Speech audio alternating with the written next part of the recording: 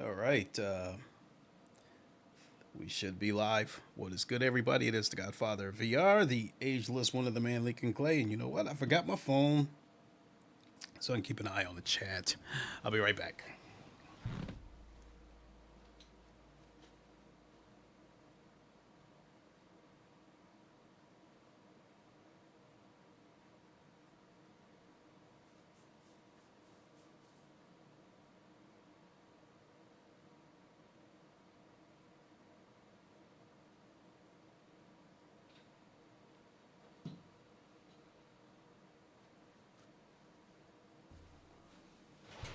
Okay.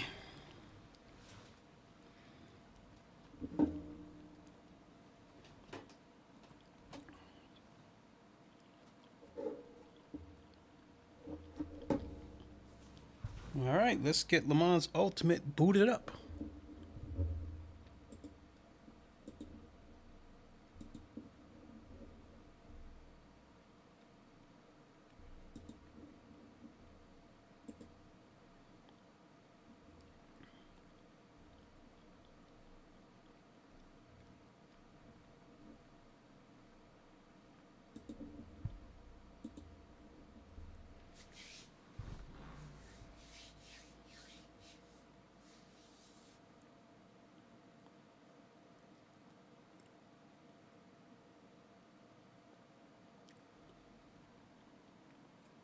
Grit, what's up?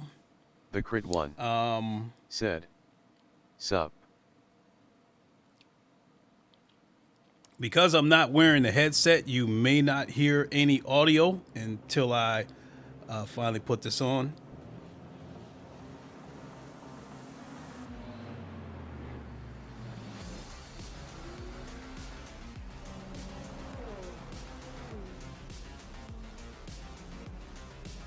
Because I'm not wearing the headset, you may. Yep.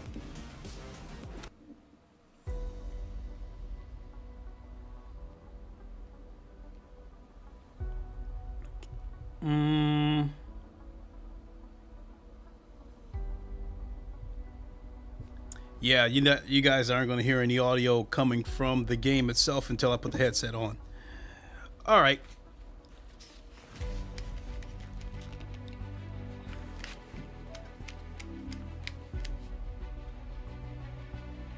There we go. So, as the title suggests, I am going to spend time with the other two GT3s. When the GT3s became live on Tuesday, I spent a lot of time with the Corvette. And then yesterday, I spent a few hours with the Ferrari. And at the moment, I think I have the potential to be faster with the Ferrari. But I'm a hard head. I like rooting for the underdog, and that's pretty much the reason that I've gone with the Corvette across the board on, with AMS2, R Factor 2, LeMans Ultimate. I'm just, I like rooting for the underdog sometimes, and so I can't seem to peel myself away from the Corvette. But one thing I've learned about LeMans Ultimate versus Automobilista 2 relative to low fuel motorsports.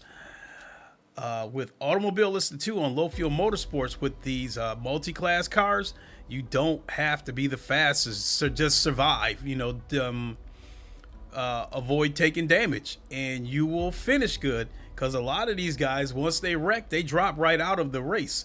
So I've had races where I finished in second and third place just on the simple fact of cars taking on too much damage or people just outright retiring from the race. LeMans Ultimate, on the other hand, you do have to be a little bit fast on this game. I mean, some of the things still apply where, you do see cars go off the track, that kind of stuff. But a lot of times, especially with these sprint races, the damage isn't severe enough where people retire from races like they do on AMS2.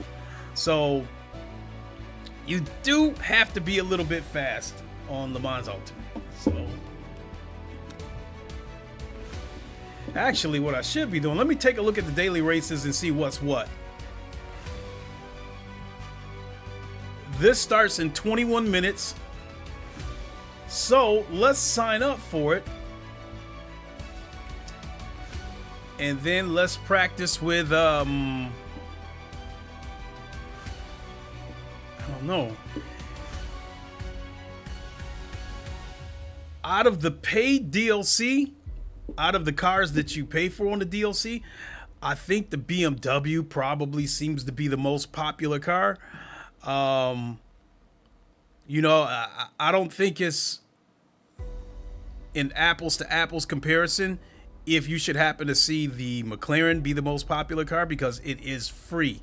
It is free DLC. Even if you don't pay for the DLC pack, you still get the McLaren free anyway. So, geez, I don't know what to start with.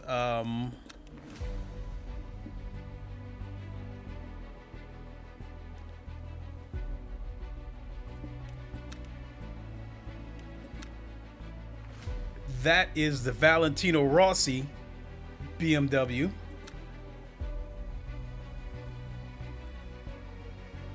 Yeah, let's give this red and white one a try. And let's go practice.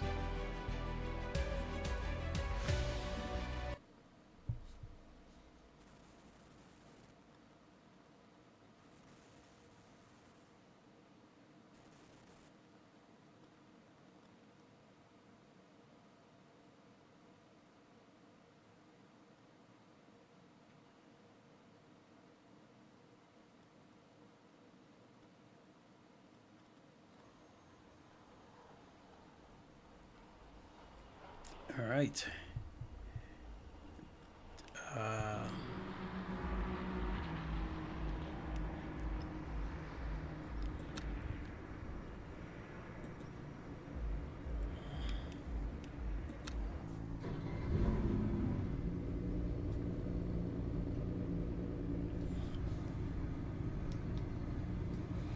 Look at that wheel right there.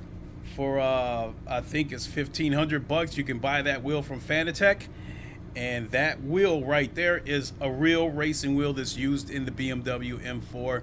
I've seen, you know, they've shown promo videos where the wheel was taken right out of the race car and then plugged into a Fanatec wheelbase. So that was definitely unique what Fanatec did with this wheel. I got to tell you, out of the second generation GT3s, I find the BMW M4 the least attractive. It just,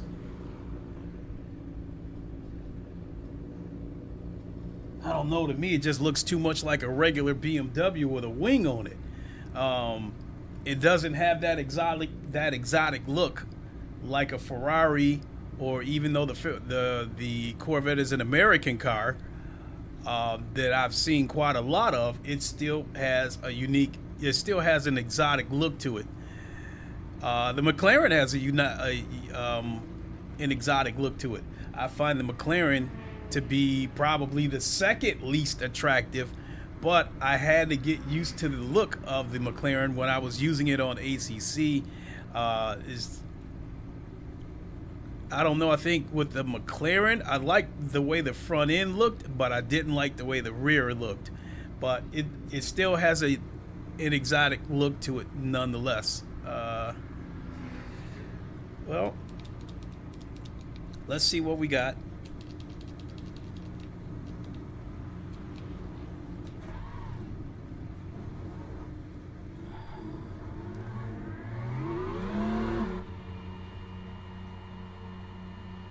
I think the BMW M6 was a better looking BMW than the M4. The pit exit's clear. Yellow flag, sector 2. Disengage limiter. We think that Rodriguez has stacked it. Let's get some heat into these brakes.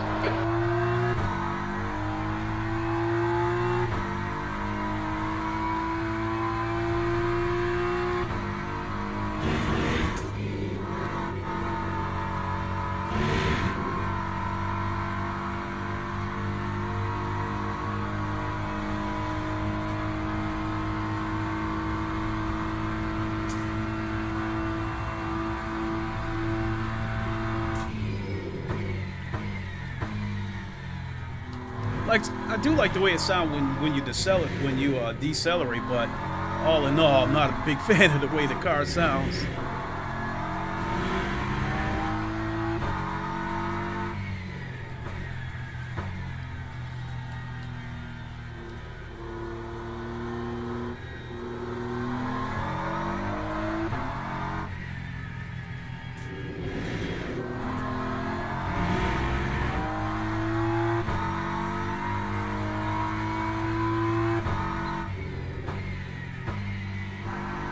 Green flag, sector 2.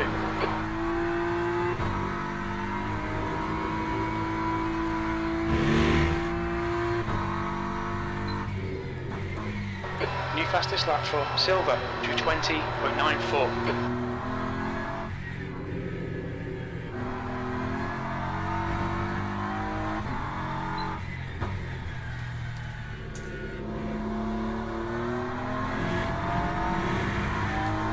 Sector 1, yellow flag. Sector 1 is clear.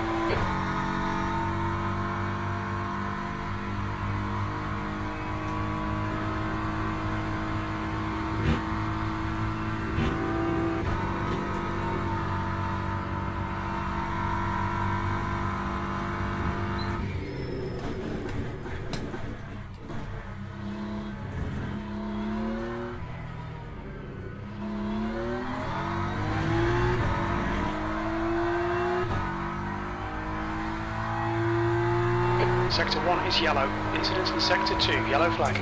Lead 12. We think Rodriguez and Silva have binned it. Green flag, Sector 2. Green flag in Sector 1. Come on, dude.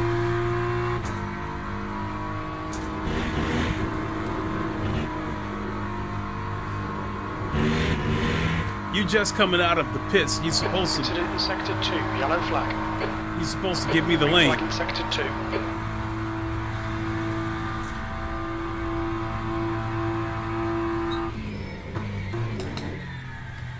Sector 1 is 0.6 off the pace. Yellow flag in Sector 2. It looks like Borba has gone off. Yellow flag in Sector 3. Okay, Clay. 10 minutes to go. That's 10 minutes left. Sector 2 is now green. Green flag in Sector 3.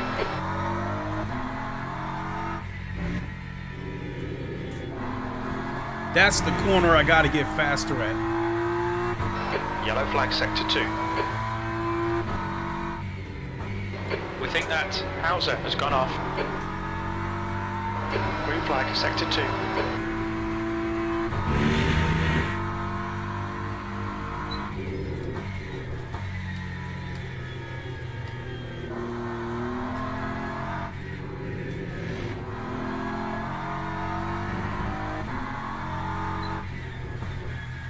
And this dude couldn't get off the side of the track. He couldn't get off the track before he decided that he was going to go ahead and leave.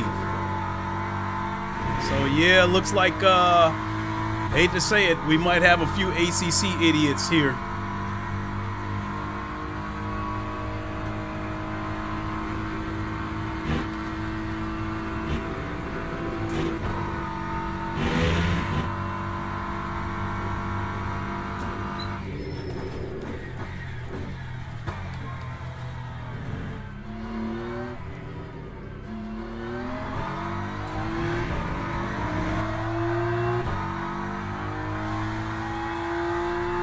Incident in Sector 1. Sector 1 is yellow. Incident in Sector 2. Sector 2 is yellow.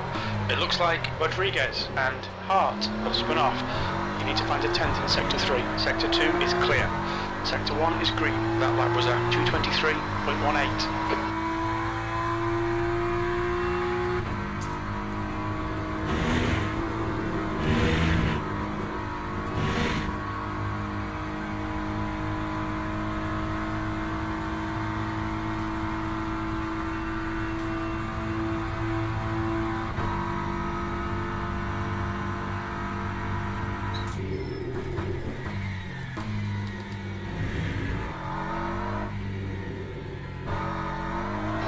Brakes are hot all round.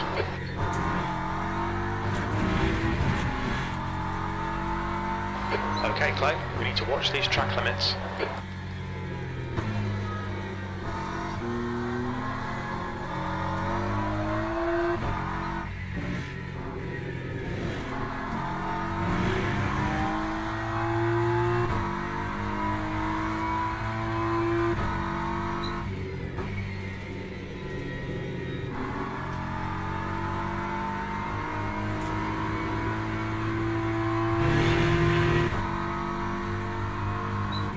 Sector 3 is now yellow.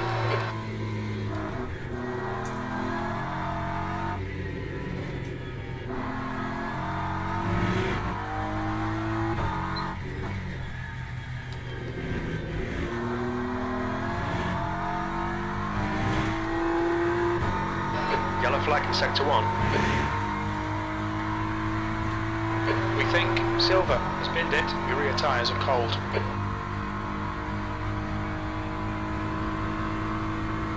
Cars uncovered.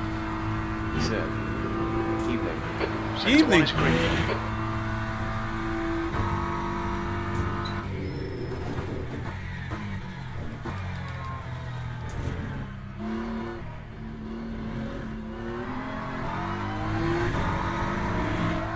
We can see Antunes has binned it. Green flag Sector 3.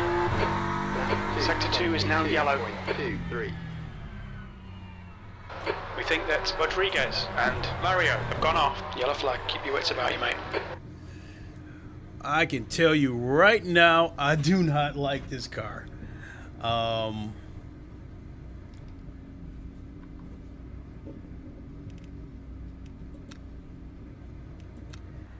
It feels like a boat. It feels slow. That's the end of the session. P3. I know with some practice, I could get faster, but it just does not feel like a car that I want to take the time to get to learn.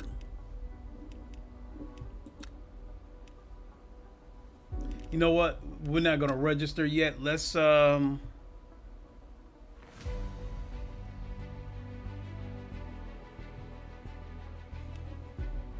I think I'm going to do is go ahead and do my normal and register with the Corvette. But I think I'm going to do a few. I'm going to register and then I'm going to do some practicing offline. So we got 8 minutes. Because it's probably not a good idea to try these cars in actual combat either, since it's kind of my first time driving them.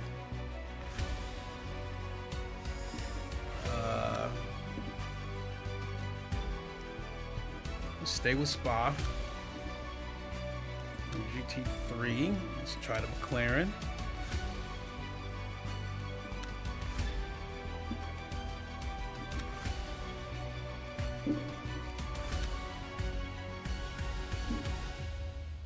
Let's get some practice in.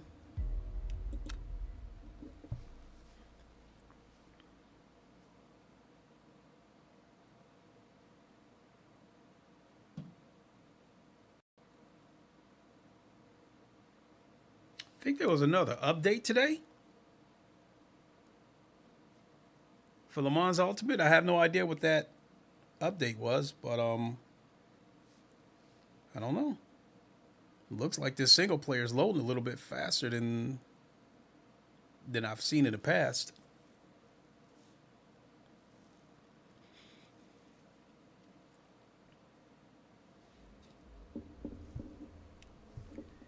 All right. Let's take some fuel out of it.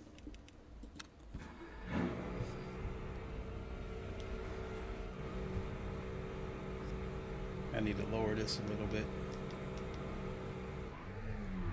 I know that's kind of high, but I like the nose of the car to sit low.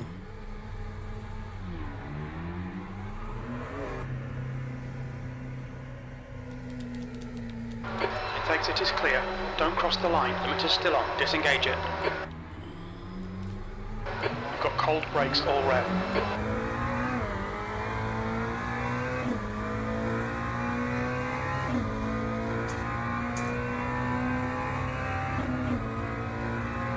Oh my God. The steering is soft on this car.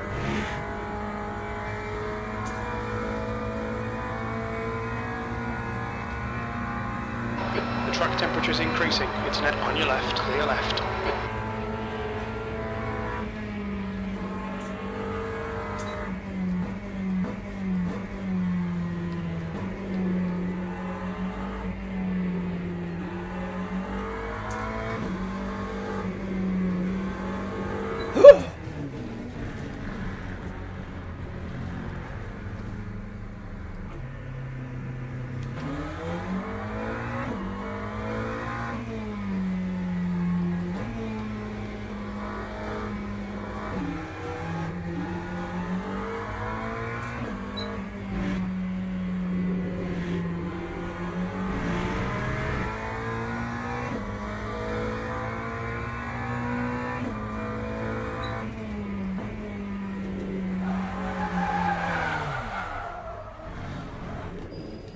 Yellow flag.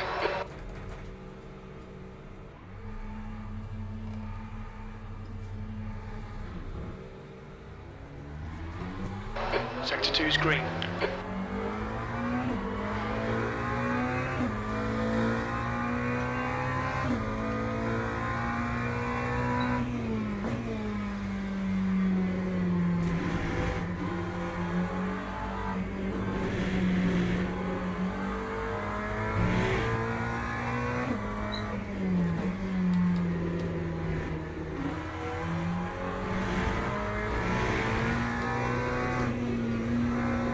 Oh my God.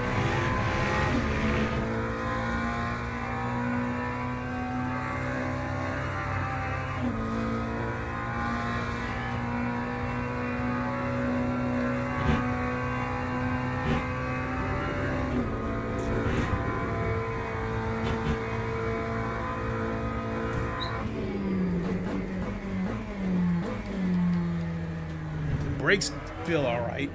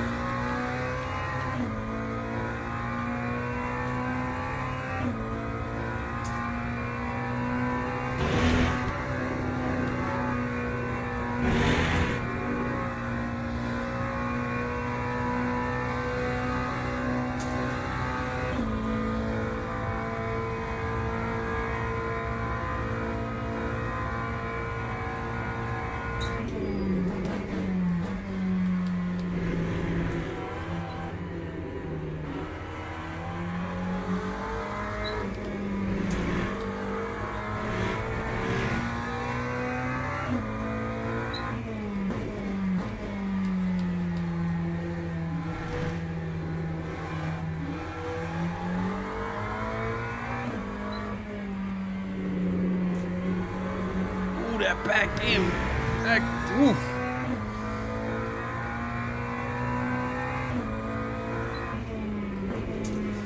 Oh no.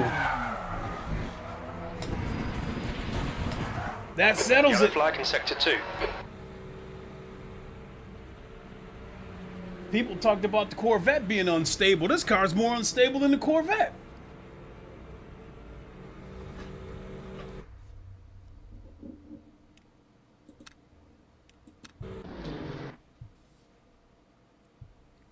That's the end of the session. P12. Jeez.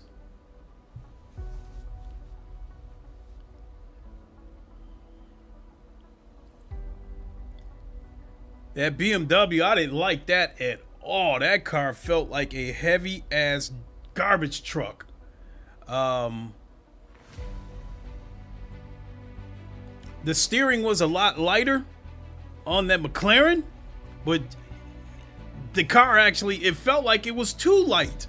I mean, that car felt like in the wintertime, if you ever thrown bags of sand in the trunk of your car to weigh it down a little bit so it doesn't slide around so easy, that almost feels like that's what the McLaren needs, because that car felt super light. It did, like, the back end felt like it had no weight to it at all. And some cars, when you oversteer the car, the real twitchy cars, some cars can tend to oversteer if you don't give it enough throttle, and some cars feel like it'll oversteer from giving it too much throttle. And that car feels like both. It just,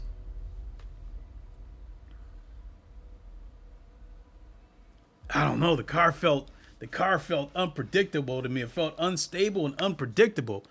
The Corvette is twitchy, but at least I know how it behaves. I kind of got an idea of how far I can push it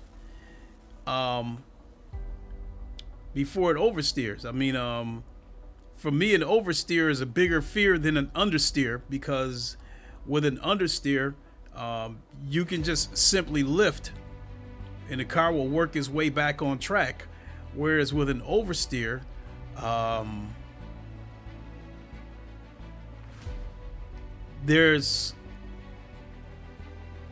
it's one of those things where you just got to react and I guess take whatever course of action you think might be the best at that time. But yeah, an understeer, you feel the car going wide, it's simply just take your foot off the gas and the car will get back on the racing line. But like I said, in oversteer, if that back end starts to come loose, if it starts to slowly come loose, you could probably give it a slight bit of throttle to try to straighten it back out. But if that back end starts to swing around fast, that's it, you're done. Oh, session is starting now.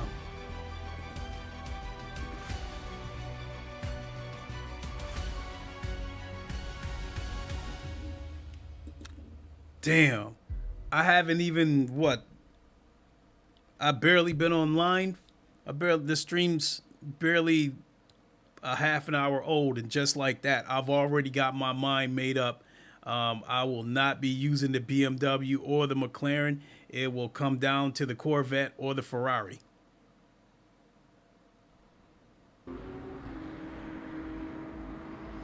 Absolute bonkers.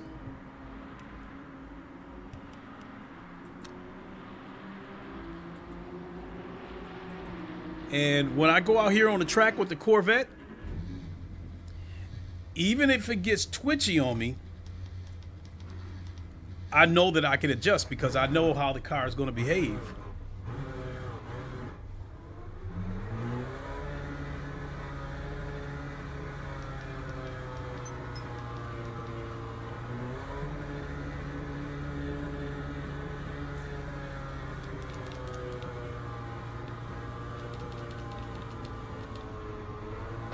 Pit exit's clear. Disengage limiter. We need to get some heat into these brakes.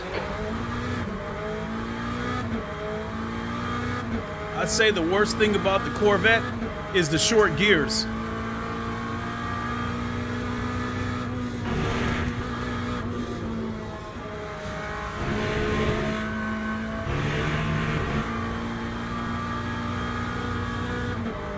Right now, the tires are cold, so the steering does feel a little bit light. But once the tires heat up and the car starts to grip better, then there's just 2 minutes left. 2 minutes to go.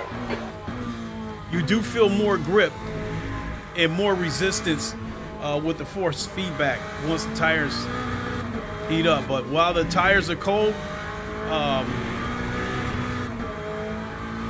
yeah, it feels slippery, and the force feedback, basically the force feedback is light. It feels. Sector 2 is yellow. The force feedback feels slippery.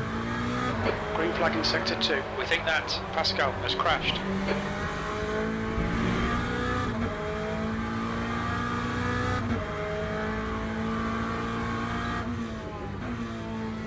Air temp's increasing. It's now 22 Celsius. Incident in Sector 3. Sector 3 is yellow.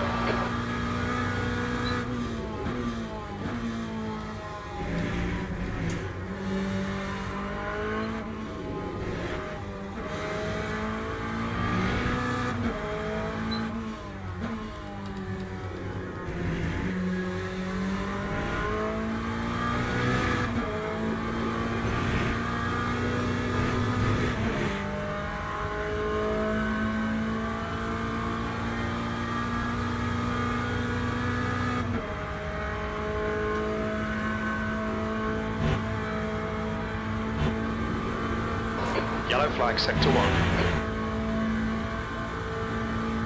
It looks like Joe has spun off. Green flag, sector 1.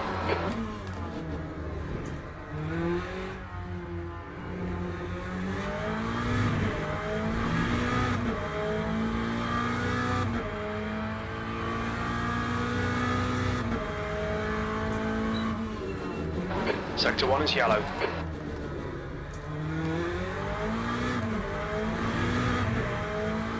Sector 1 is now green. That's the end of the session. 14th.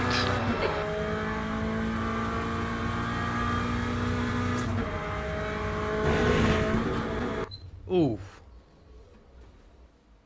Now, I drove that McLaren exactly the same way as I'm driving the Corvette, and I spun out twice in one lap with the McLaren. You guys may notice that some of these guys show that they're using wet tires. I don't know if that's a bug or if that's the guys trying to trick somebody into following their lead and taking the wet tires. Don't do it. I've already tried it, and the wet tires on a dry track will basically, they'll turn red in one lap.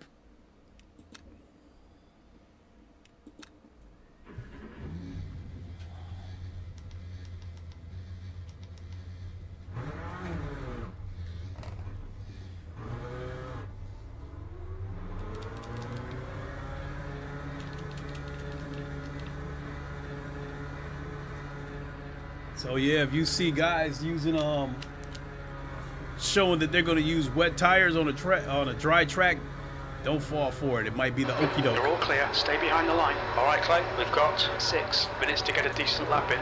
We need to get some heat into these brakes.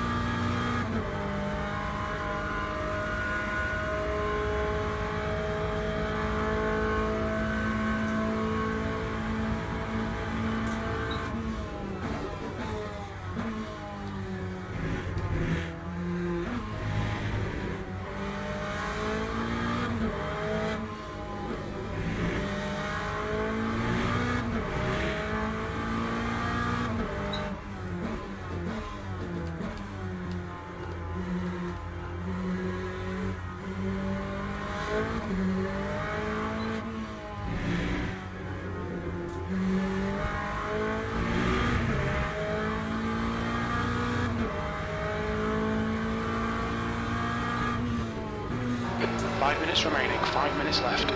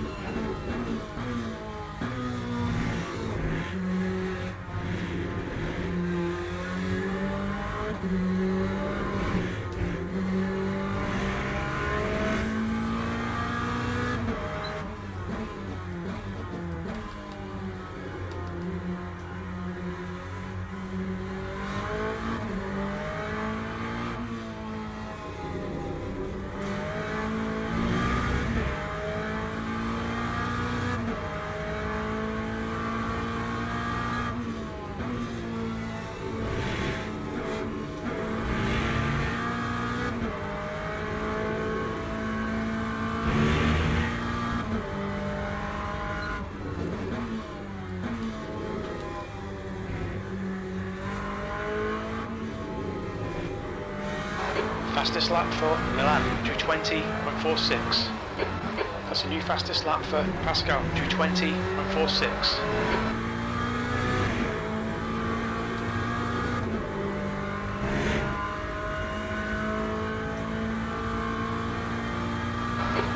To go, 2 minutes.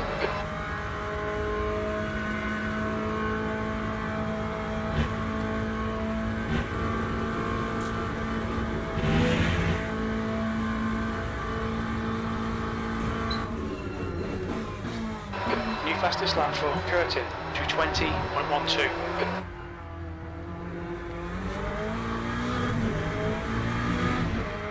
Not gonna be a good lap. 10th position. Sector 3 is 0.36 off the pace.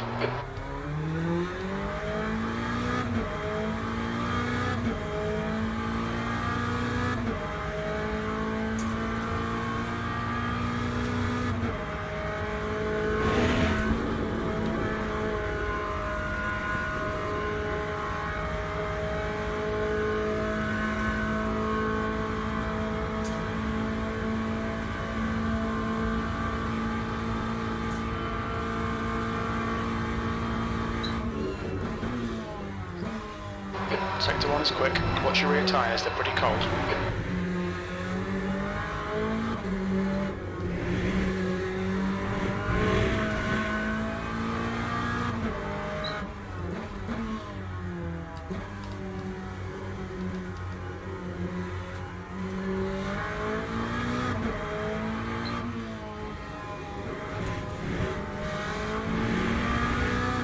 Damn, I keep losing time at that corner.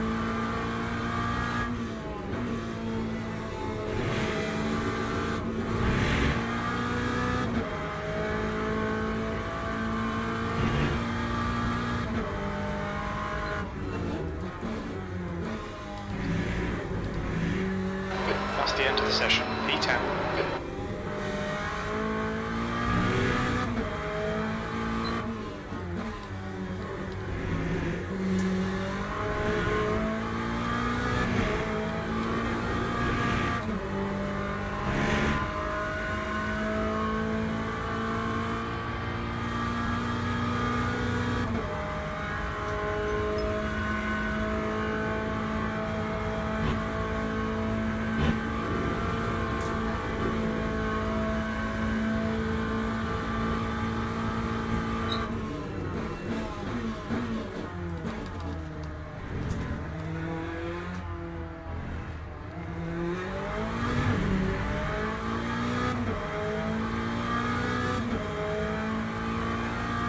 That time was a 2:21.68.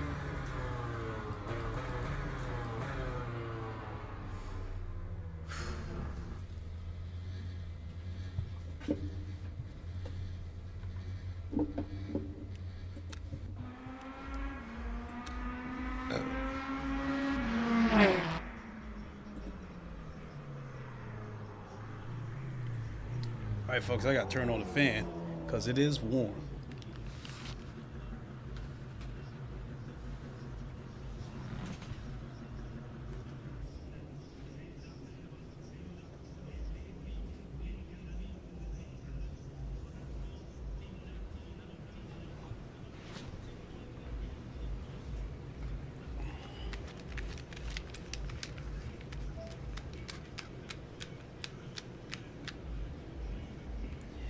Yeah, I might end up having to break down and let me see here. Sound on board volume. Turn that up a little bit for you guys.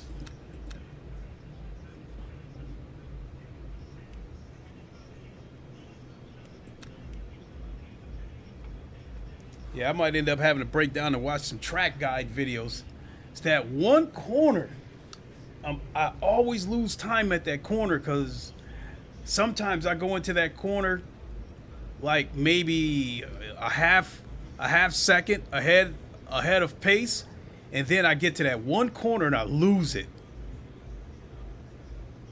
So it seems like I lose at least like 3/10 on that particular corner.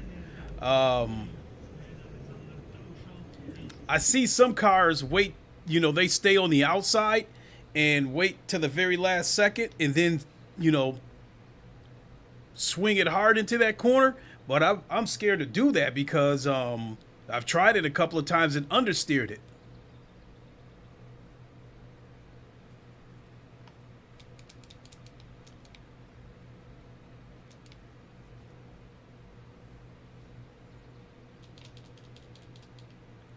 And my goal in this game is to try to get back to silver.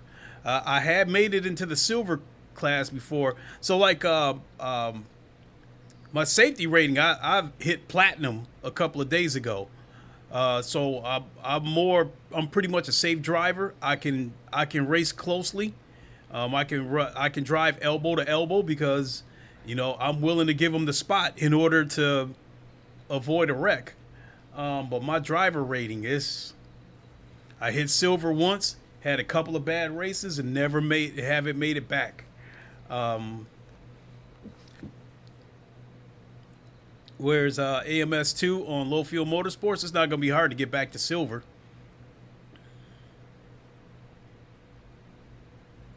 Formation lab has started.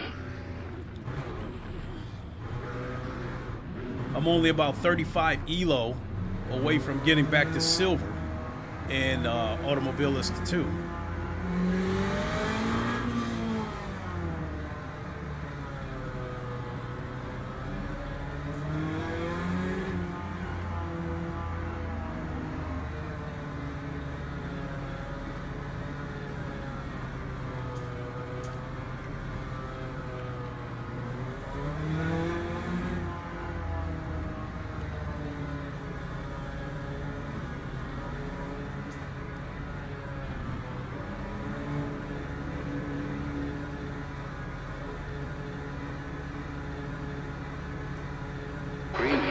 Green.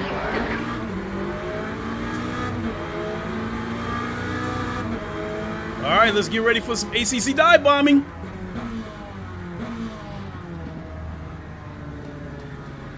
Clear right.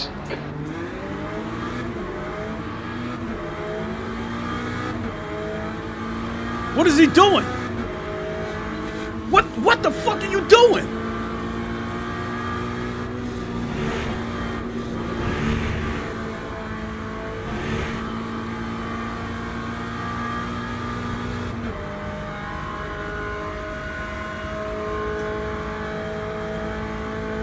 Milan is leading the race.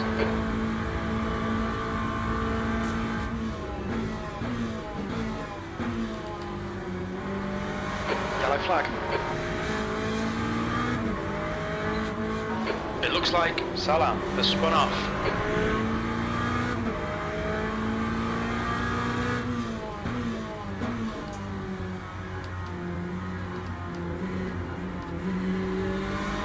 Sector 2 is clear.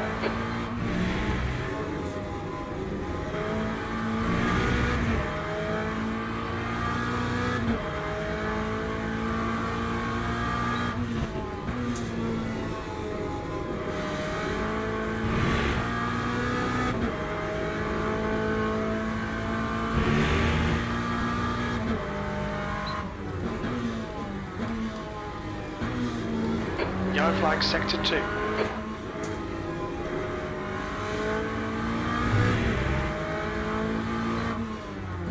Green flag, Sector 2.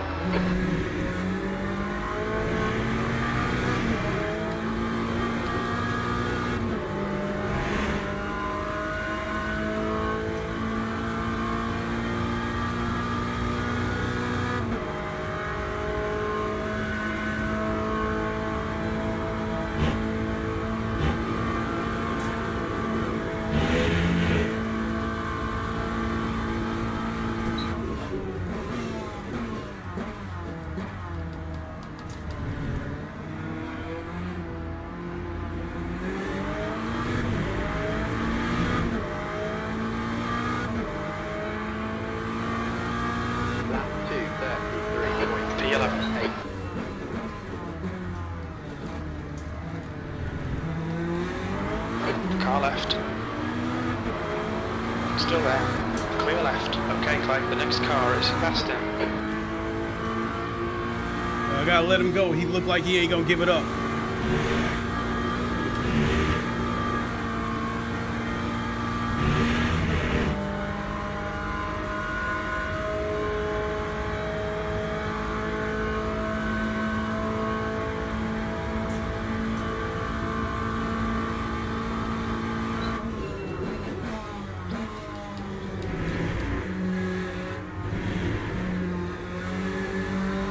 Yellow flag. We think Curtin and Samuels. He's going to cause a wreck. He's trying to make a move.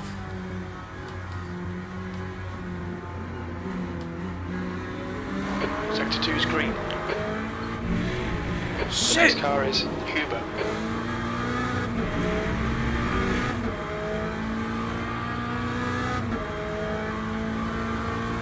Yellow flag in Sector 2. Green flag in Sector 2. We can see Samuels has gone off.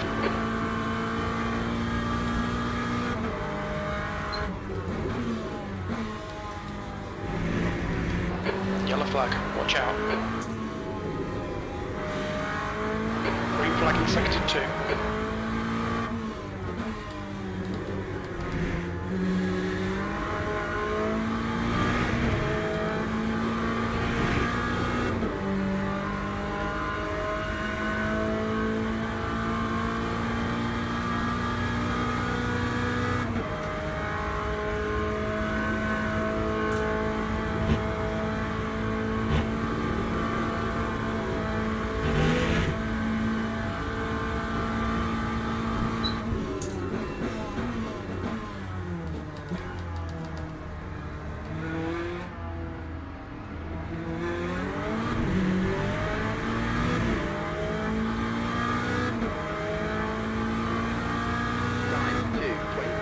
Alright Clay, relax, focus, keep it smooth. E9, 15 minutes left, that's 15 minutes.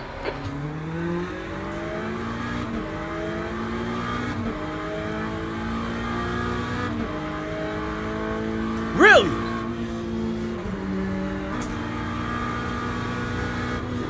Alright then, we won't play like that. He tried to elbow me. Alright. We'll stay on his ass and see if we can pressure him into going off the track then.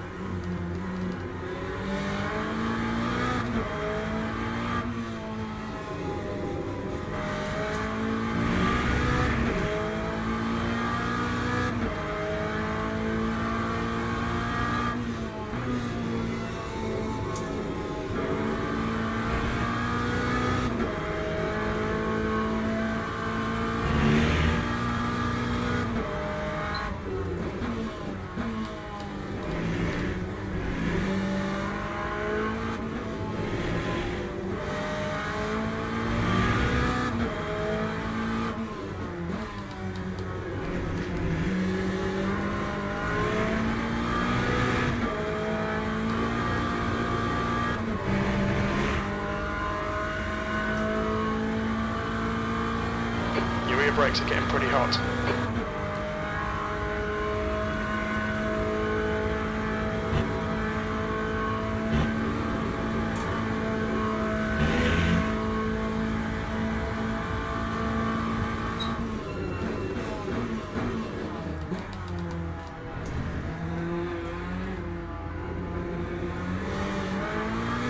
That's a new fastest lap for Joe, 2:20.07.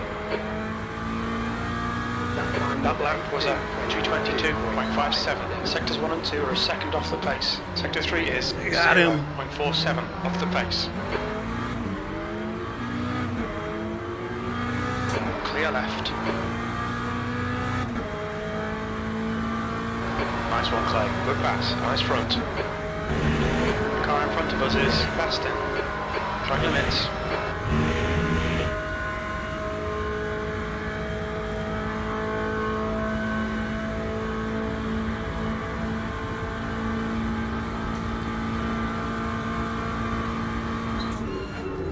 Car right, clear right, right side's clear.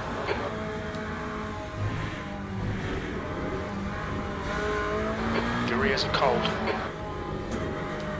Car in front is Scott. Forget about that, it'll probably just polish out. Clear right.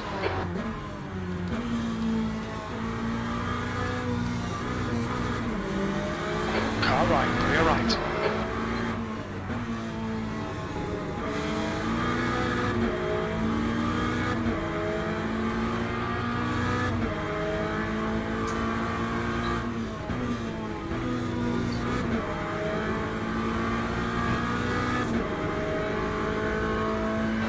Okay, Clyde, your next car is Curtin.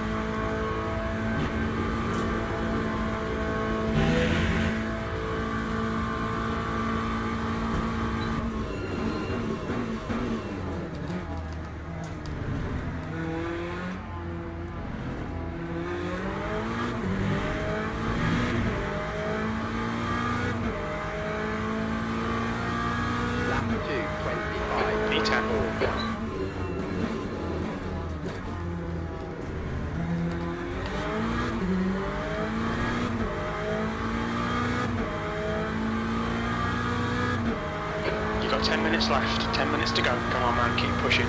We're halfway home. Oh, there's gonna be a track limit. Gone out of track limits, keep it between the lines.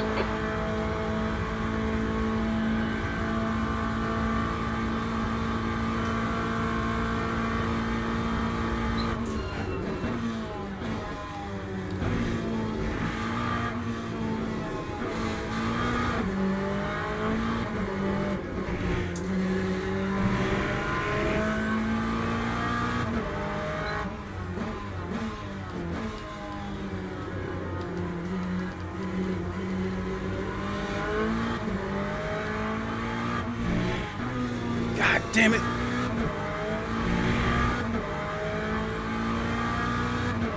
Once again, lost time.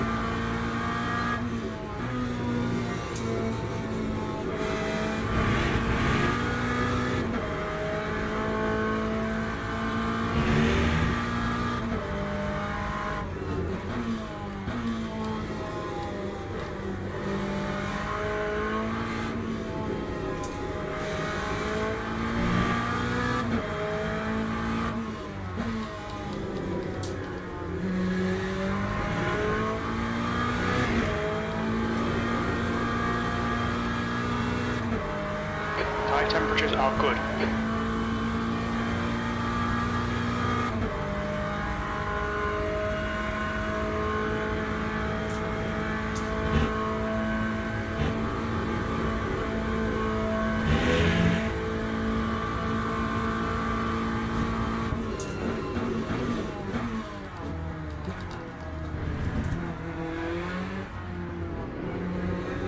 Fuck!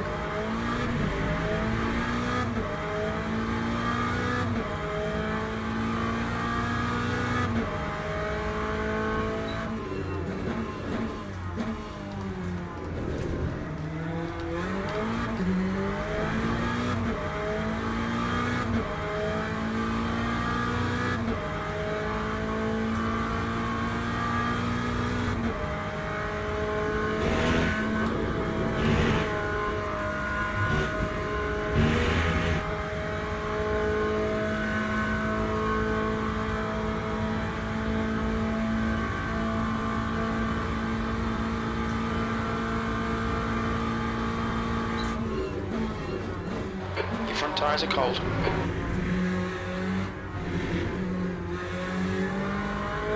Incident in Sector 2. Sector 2 is yellow. Sector 2 is now green.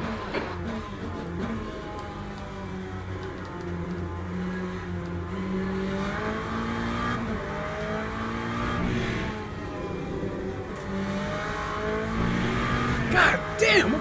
I'm just making mistake after mistake after mistake.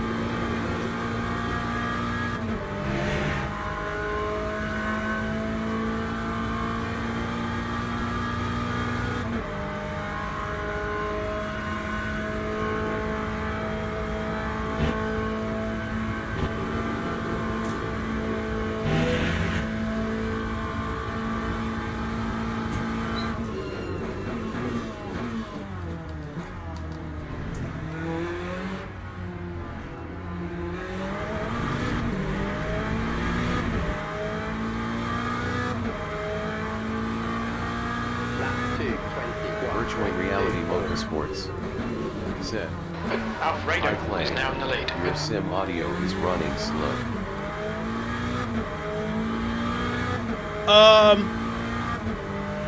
Yeah, I can't figure it out what it is, but I've been having sync issues.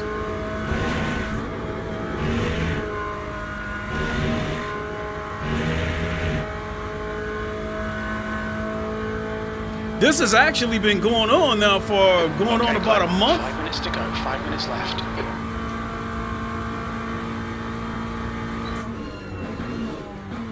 Where the audio is slightly behind. Is behind the video. We've been warned about track limits.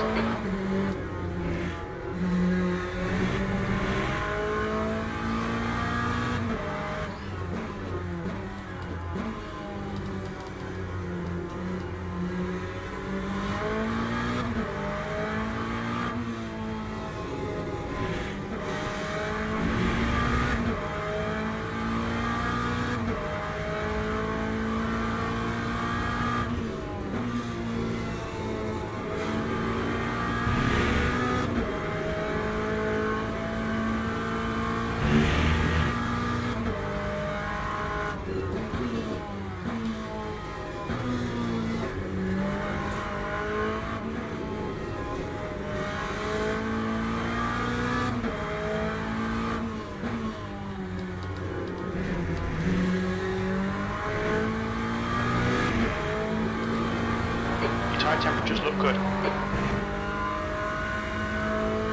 Virtual Reality Motorsports said, yes mate.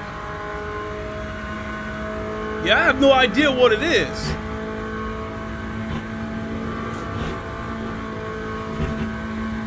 Okay, Clay, you've got half your fuel left. And unfortunately, that's one of the headaches of PC.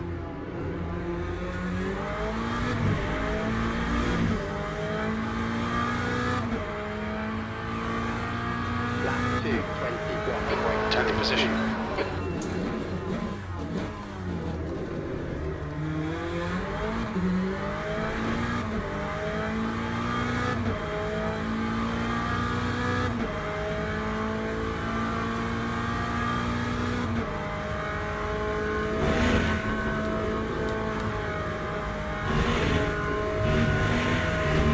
No!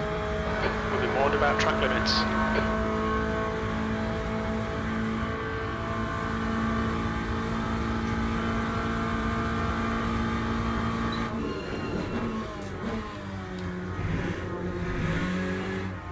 Virtual Reality Motorsports said, no problem, concentrate on racing.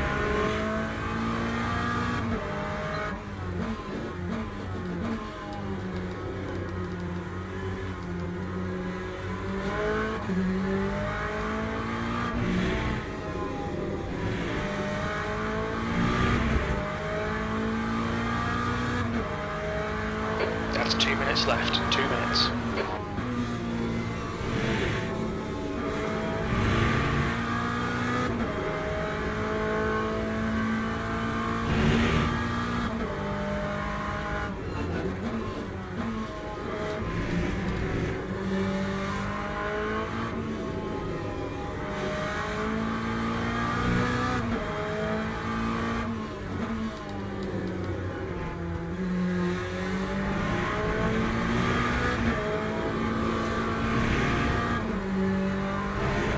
Lost it again.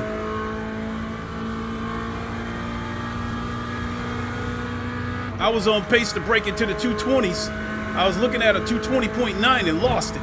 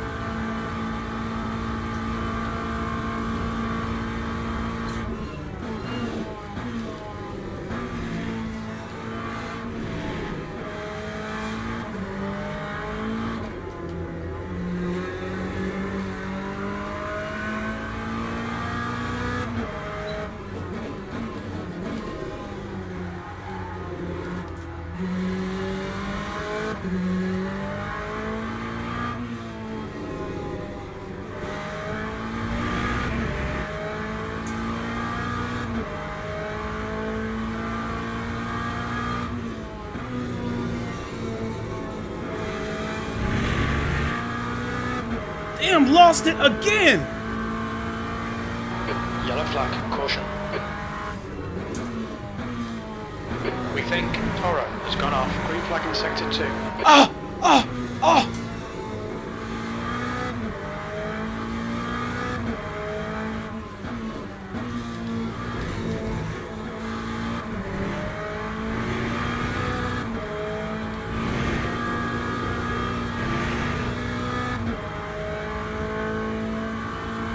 Did he lose his wing?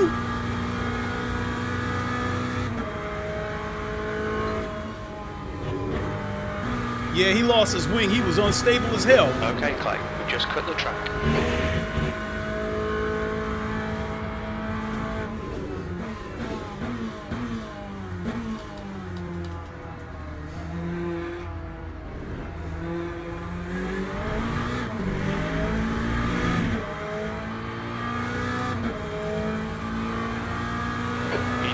Okay, that's the end. Good finish, mate. Well done. Okay, pit stop requested. So I'm going to do this race again. And next race, I'm probably going to have to do something that I don't normally do. Something that, because I'm so used to driving the GTE cars. Because with the GTE cars, I can use traction control, but I don't have ABS. And with the GTE cars, I normally start off with traction control set on maybe 2, and then once the tires warm up, I drop it down to 0 because I am on soft tires. Here we are on ice cold medium tires that take 1 or 2 laps to warm up, and there still is, and they just behave weird. And then with this Corvette, with me running the traction control all the way down to 1, I'm trying to feather it out the corners, but that back end just wants to swing around. So I'm going to do this race again. And then this time on the corners, I'm going to crank the traction control up to 4. So if I smash it out of the corner, the car won't become unstable. It won't get if it starts to get loose, I'll be able to catch it faster.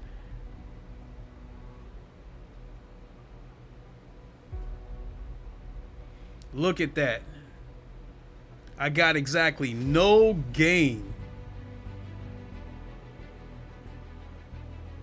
Even though our race went up 5 places, on the bronze, I got absolutely no gain that race.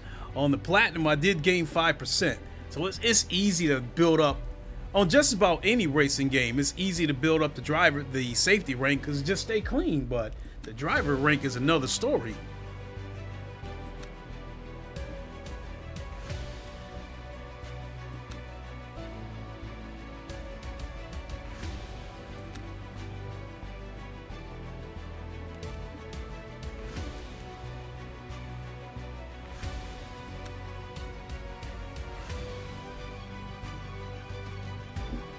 Yep, let's do it again.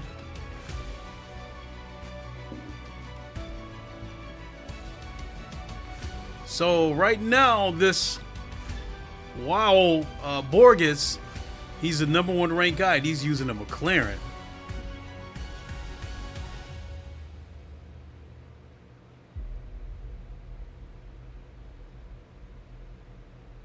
So I don't know. I mean,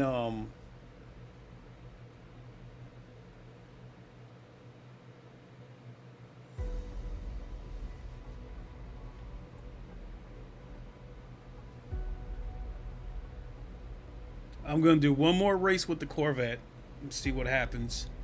Because I'm going to try this one more thing. And in the tight corners, I'm going to put the traction control on 4.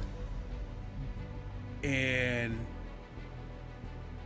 if that doesn't help, then I might go ahead and cave in and switch over to the Ferrari.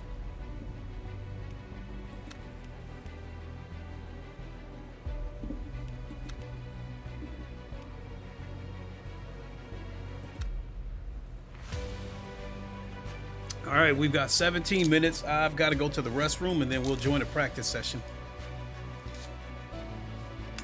So the sound might go off. The sound might go out once I take this headset off.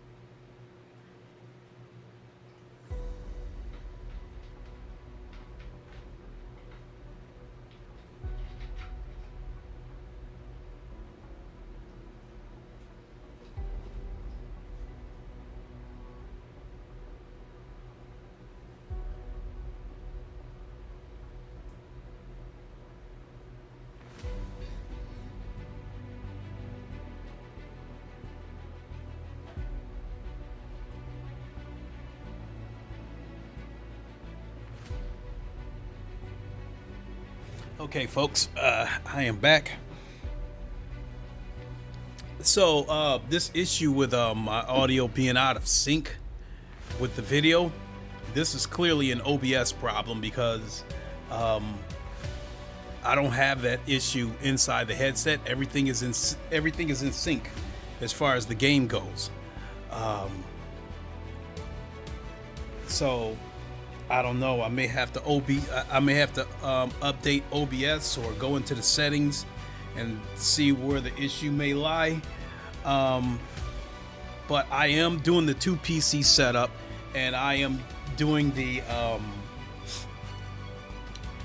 NDI plugin thing. You know, the NDI plugin. So I can do the 2 PC setup, and I don't know. Maybe this computer that I'm on is transferring the audio. Maybe the OBS on this computer is transferring the audio a little bit slower. I don't know.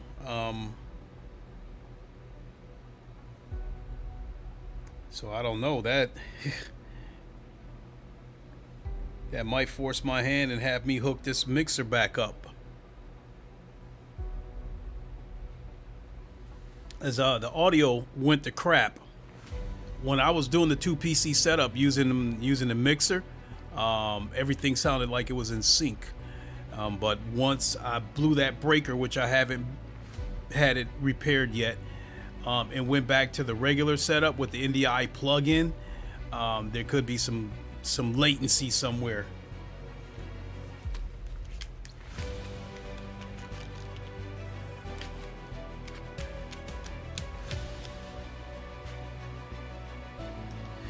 All right, let's get some practice.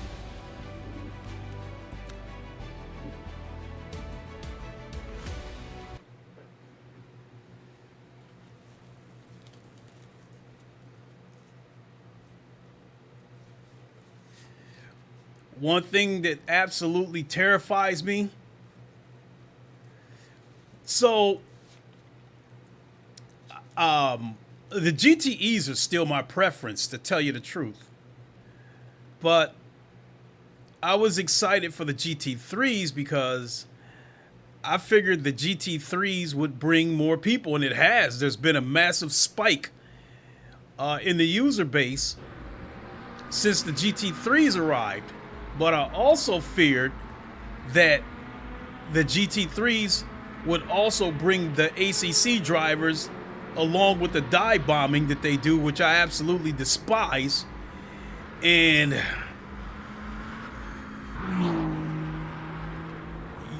yeah, I've seen some dive bombing, but not nearly as bad as I would see on ACC.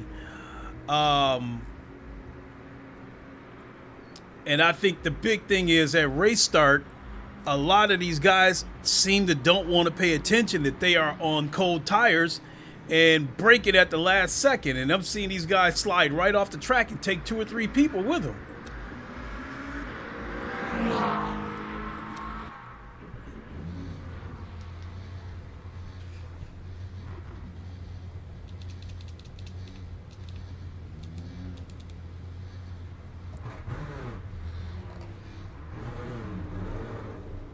Oof.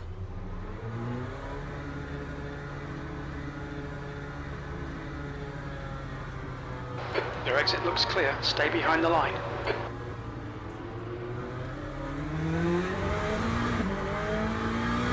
Your brakes are cold. Be careful.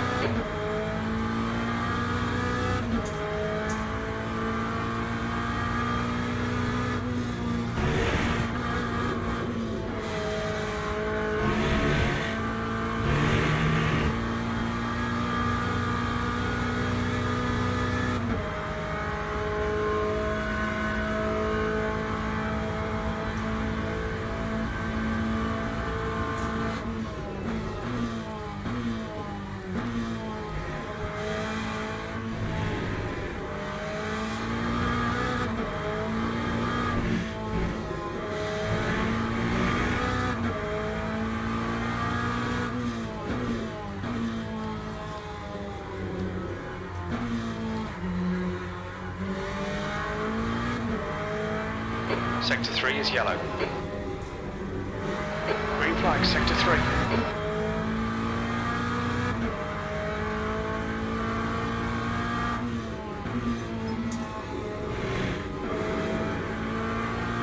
That's 5 minutes to go, 5 minutes.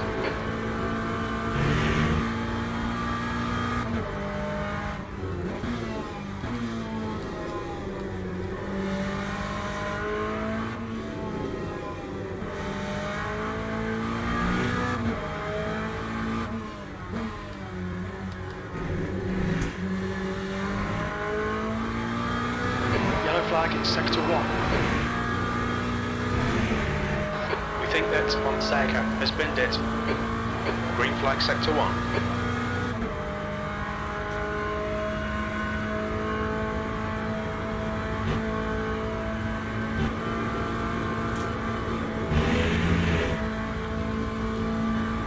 Yellow flag Sector 3.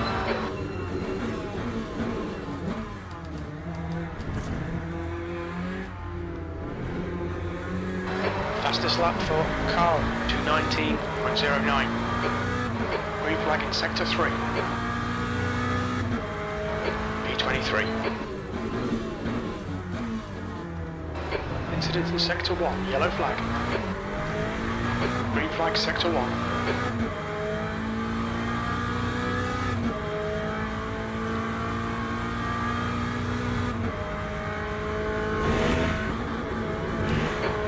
Sector 1, yellow flag.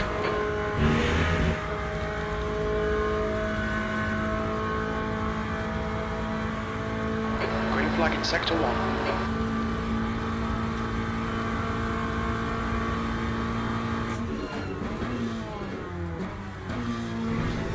You're a 10th off in Sector 1.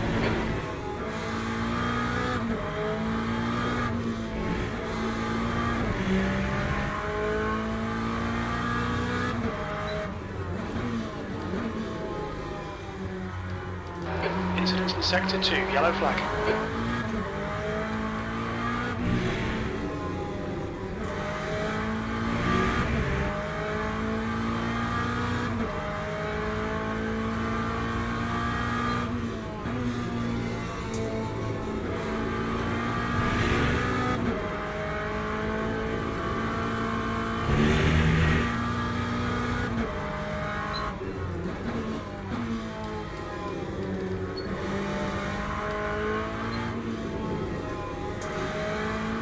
Yellow flag in Sector 3. We think Gauchi has binned it.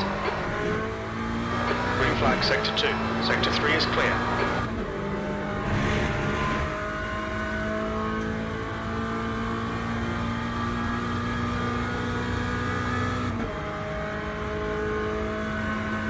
Just 2 minutes left, 2 minutes to go.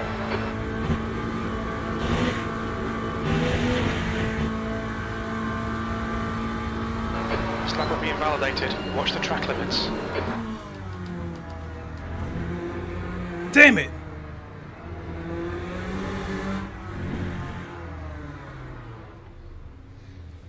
Yellow flag.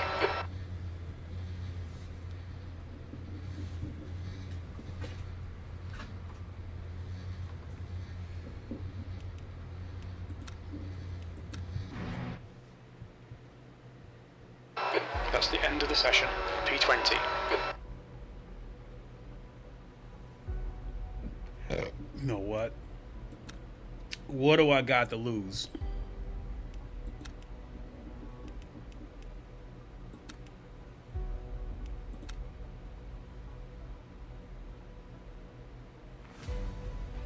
I noticed with this Ferrari, it's got longer gears. So I have to shift sooner with the Corvette than I would with the Ferrari. So what I found out is in corners where everybody else might be dropping down to second gear, I have to keep it in third, because if I drop it all the way down to second, the car will redline and essentially slow the car down because it's engine braking through the corners. So I have to keep it in third gear so the car can kind of coast through the corners. the problem with that is that the car doesn't have as much grip and doesn't have as much control. So it can go through those corners kind of slippery, and I'm forced to trail brake through every corner. So with the Ferrari, even though I have not broke into the 220s yet with the Ferrari, I trust it more because I can go in the corners, dropping it down in the second gear, and a lot of times don't even have to trail brake. Now that Josh Mackles guy right there that I got the cursor on, that dude is fast. I've been in a bunch of sessions with him, and he's won the majority of them. In the GTE class, he is definitely fast. I would probably say now that so many people have made the jump over to this game, he might have his work cut out for him, because the sessions that I've been in with him, this guy he'll win the race, and second place will easily be like 5 seconds behind him. That's how. So he's definitely an alien on this game. But I see there's 3 people ranked ahead of him.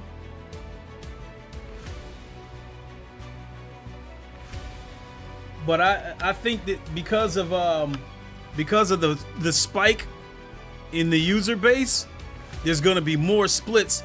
So as far as GT3's goes, I might not see him again unless I get my weight up.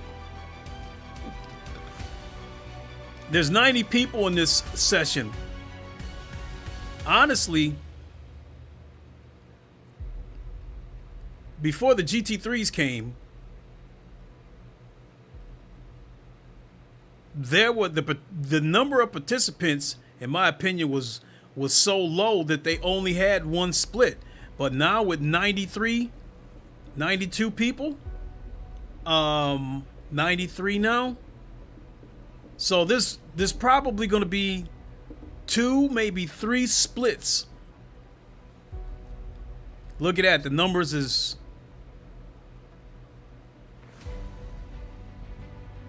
as a new person joins the session, you'll see people's profile pic flash, and for a minute I thought it was a glitch, but no, it was like people joining at the last second. So it is 9 o'clock right now, 9 o'clock Eastern time, which makes it about 2 a.m. over in the UK. So what I'm saying is that if you do this during UK prime time, you'll see like at least 200 people.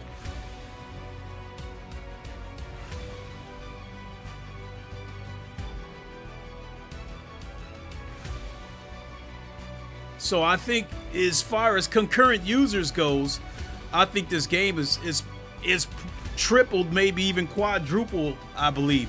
I don't have numbers to back it up except for what I see when I go into a session. Yeah, I would go into a session and I would count maybe 15 cars. Now, if I go into a session at say 4 p.m. Eastern time, it's still prime time over in the UK, and you'll easily see 200 people in here. So 98.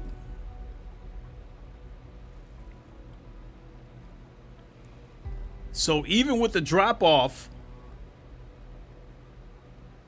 versus a few hours ago, even with 98 drivers around this time, that's still quadruple what I would normally see, or triple. That's still triple what I would normally see.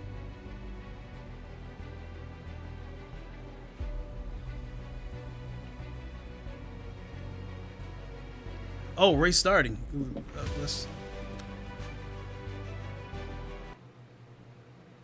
Now with this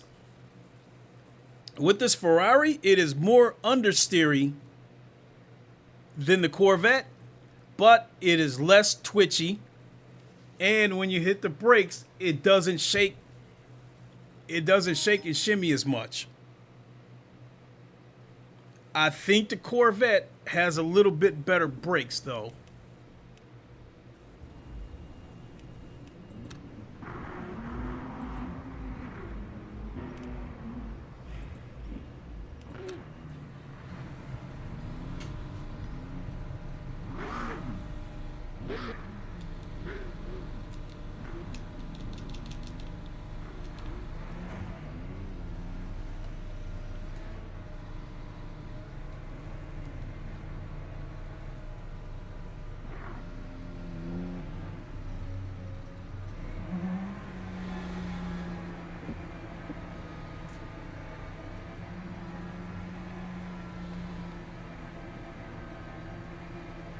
Looks like you're clear on the pit exit. The brake temperatures are low. We need to get some heat into them.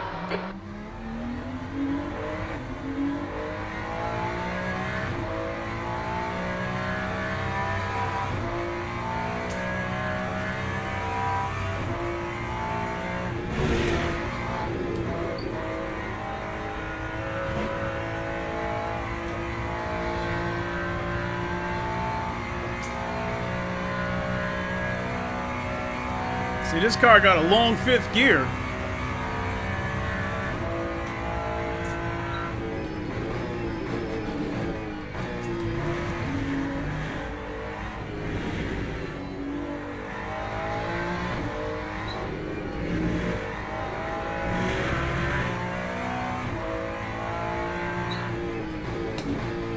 That's 2 minutes left. 2 minutes.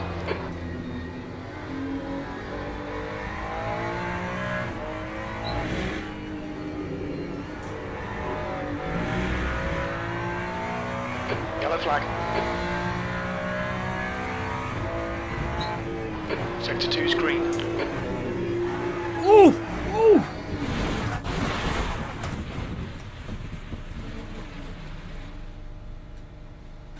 That's why I lost control of that. Quite a lot of aero damage. You might need to come in and get it fixed. That's why I lost control of that McLaren, because I'm already going around the corner in fourth gear, trail braking it, and then I dropped it to third. No point in even going back out, because by the time I won't even make it halfway through the track before the session is over.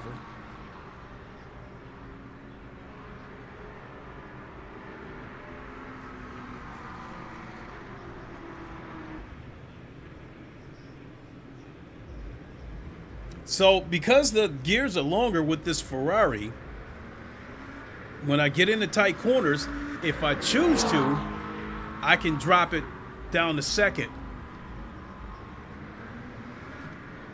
And I still have some power band to play with, or RPMs, whatever you want to call it. Whereas with the Corvette, some of these corners, if I drop it down the second gear, it'll redline and the car will basically bog down. And so I have to take it through some of those corners in third gear. And again, the car's, it feels like it's on the verge of sliding right off the track when I do that.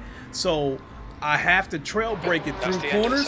P14. But I still have to be careful, because if you apply too much brake trying to trail brake through corners, you're going to make the car get squiggly, and that can cause you to spin out.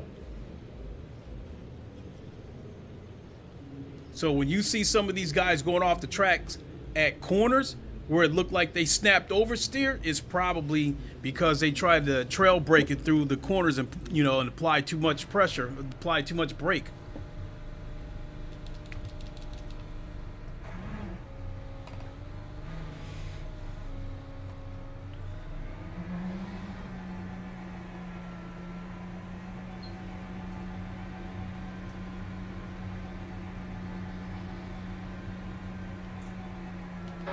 Exit's clear. We've got 6 minutes to do the business. You've got cold brakes all round. Be careful.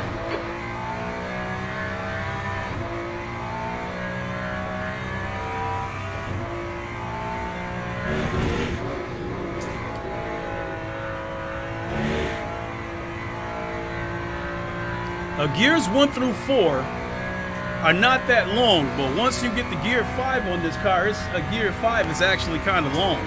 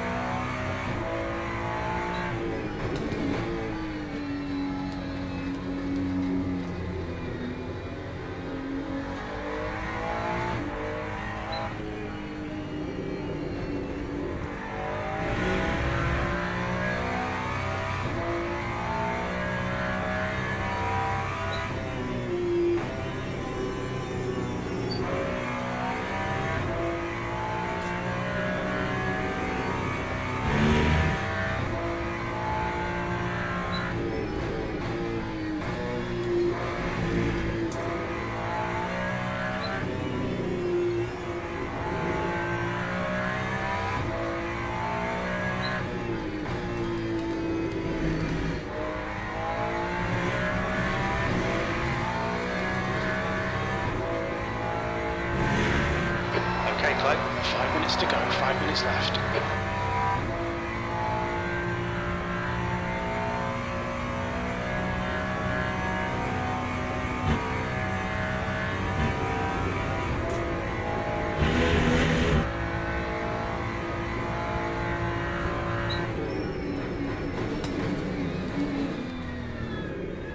Ah, crap.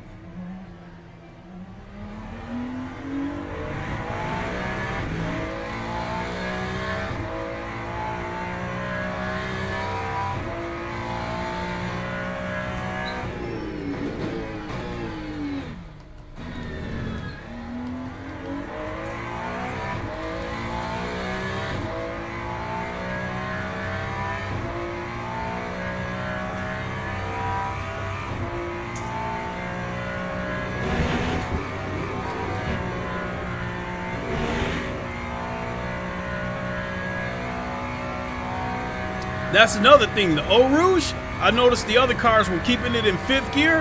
I had to put it in 6th gear because the Corvette would redline.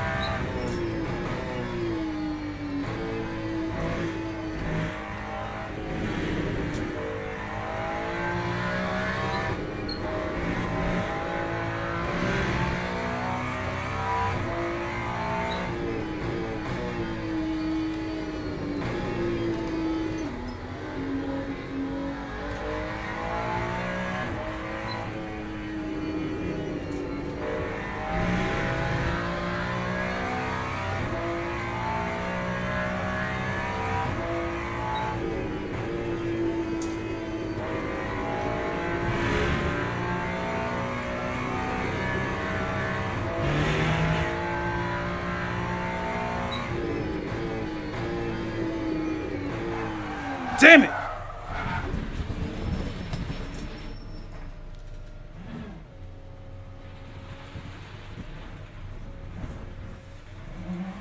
Hit the brakes too late.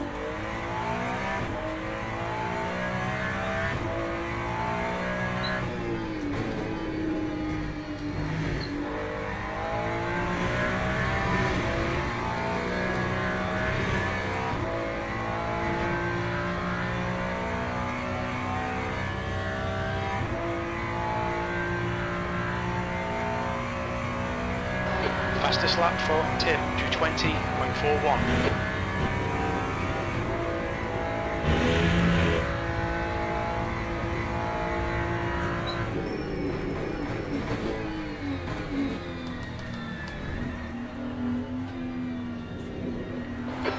To go, 2 minutes.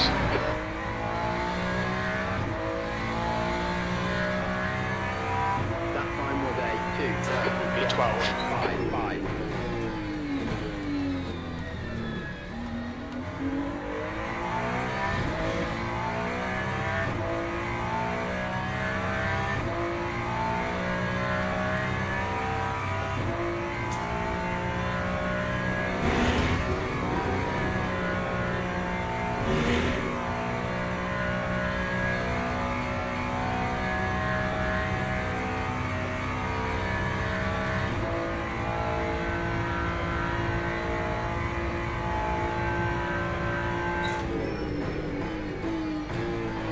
brakes are hot.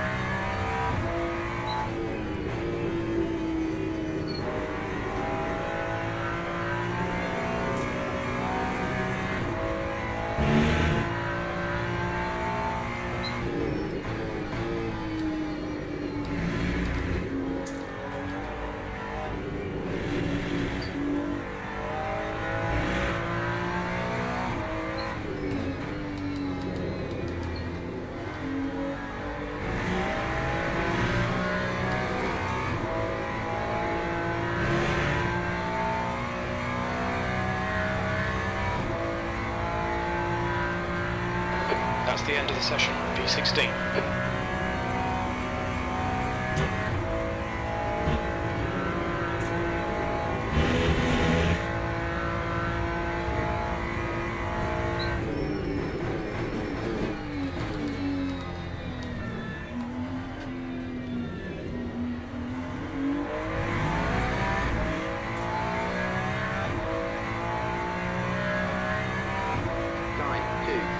That settles it. That settles it. The Ferrari it is. I just set a 220.8. That is my fastest lap. And I wasn't pushing nearly as hard as I do in the Corvette. That settles it. We going with the Ferrari. Damn, I feel like I'm betraying the Corvette. You know, when it comes to the GTEs, I'll still stay with the Corvette. And when it comes to Automobilista 2, I'll stay with the Corvette. So I guess I don't have to do Corvette across the board. I guess it won't kill me to switch cars. So Ferrari it is.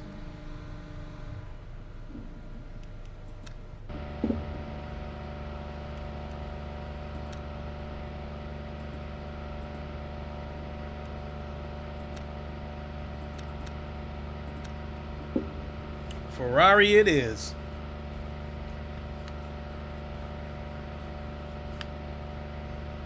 I did a 220.8 and I didn't have to, and I felt more secure going around corners in this Ferrari than I did the Vette. So I guess what I'm trying to say is, with a little bit of work, I think I can chop that personal best down from a 220.8 down to a 220.3, because I'm less than a second off of the leader.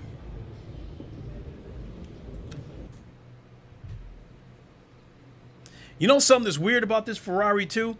When I drove this Ferrari on Race Room,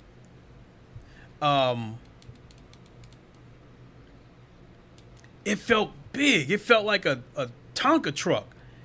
The steering wheel was big. I felt like I was this big riding in the car this big. But with this game here, I can see that this Ferrari has got a little bit of space inside of it.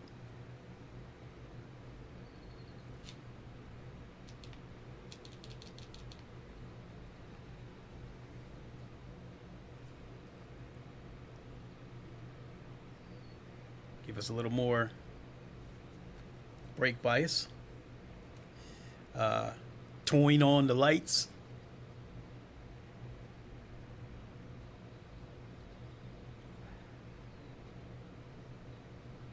Look at all those BMWs in front of me, though.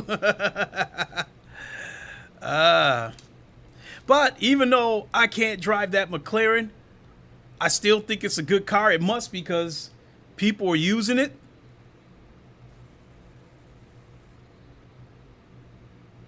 You know, I've seen YouTubers that I know bought the DLC choose for the McLaren.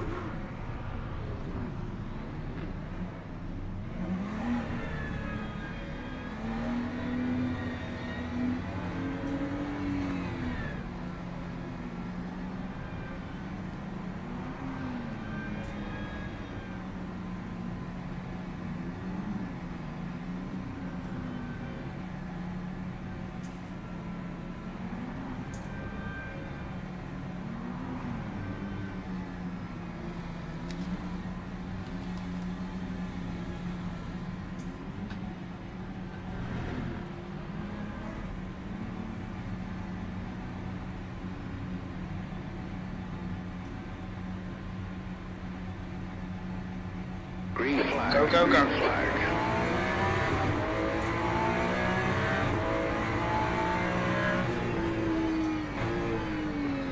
Car right. Right side's clear.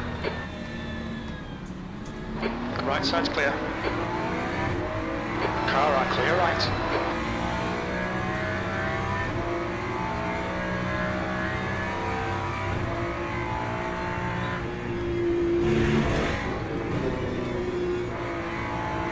Clear right.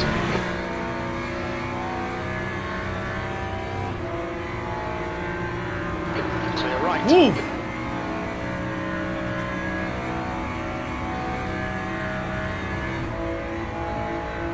Alright, Clay, decent start. You can build something from here. I got sandwiched in between two garbage trucks.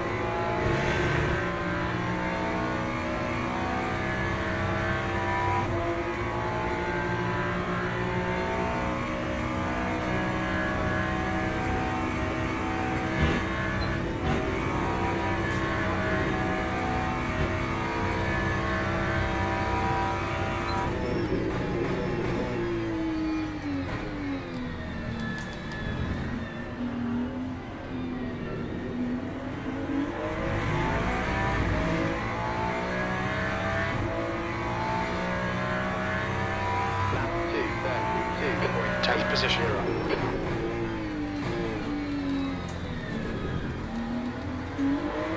The guy ahead is Ganato.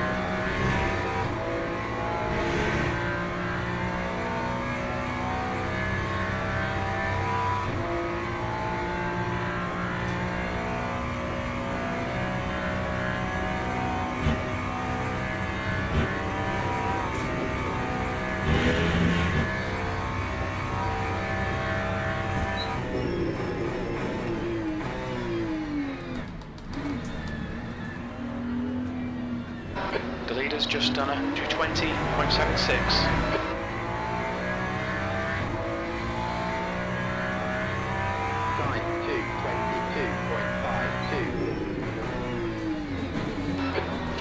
minutes remaining, 15 minutes to go.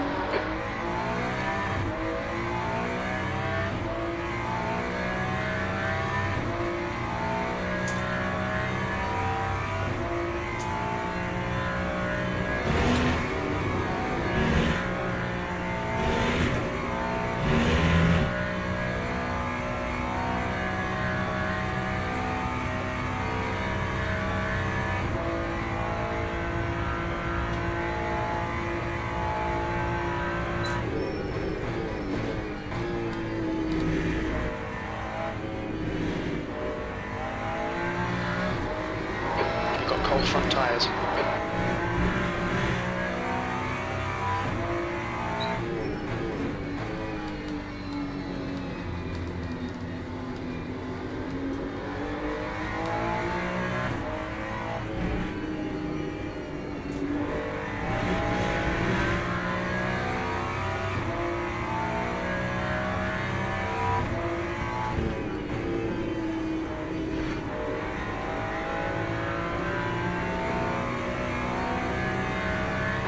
Sector 2 is yellow.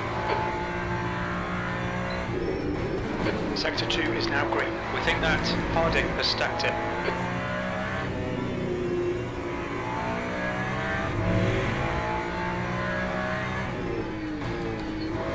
Yellow flag, Sector 2. We think Mallow has crashed.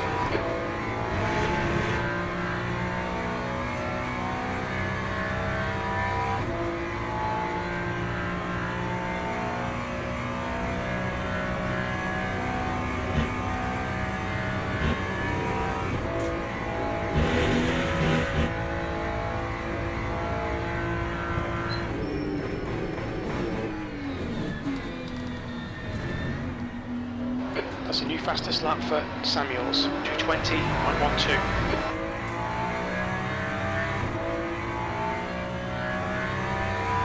Green flag in sector 2, that last lap was a 2:21.14. Good lap, that's your quickest today.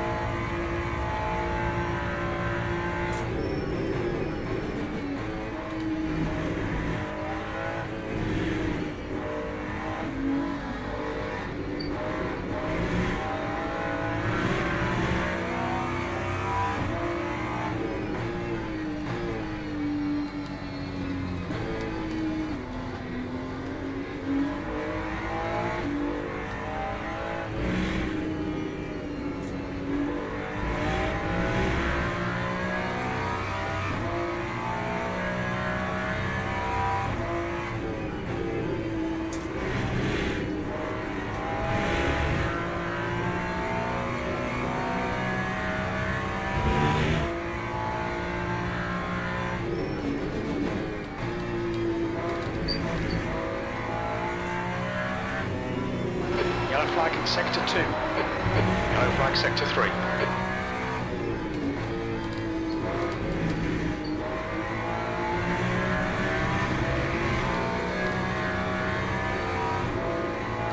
Sector 3 is clear, green flag. Tyre temps are good. Your brake temperatures are pretty high.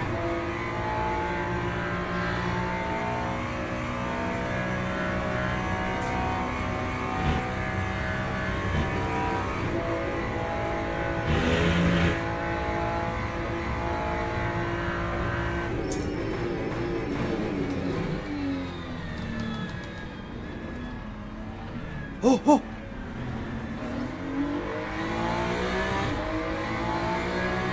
I see his rotors were red. Green flag, sector 2, E9. You've just done a 222.15.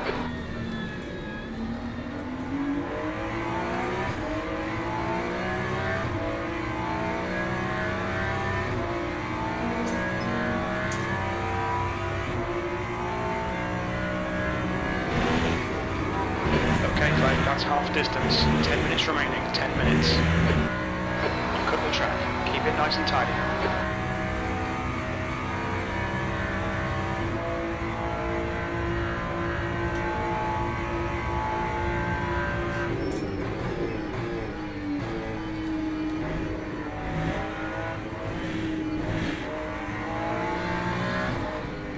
Oof. If I would have touched him, honestly, the right thing to do would have been to give him back his position, but I would have lost 2 or 3 more positions in the process.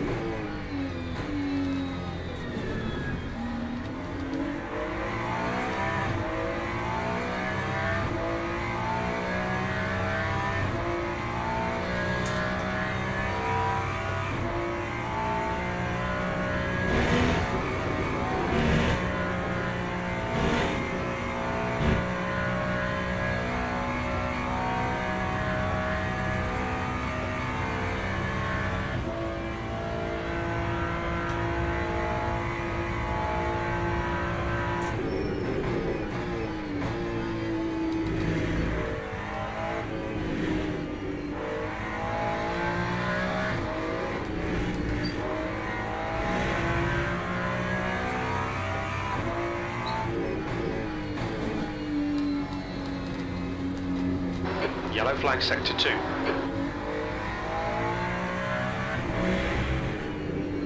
Green flag sector 2.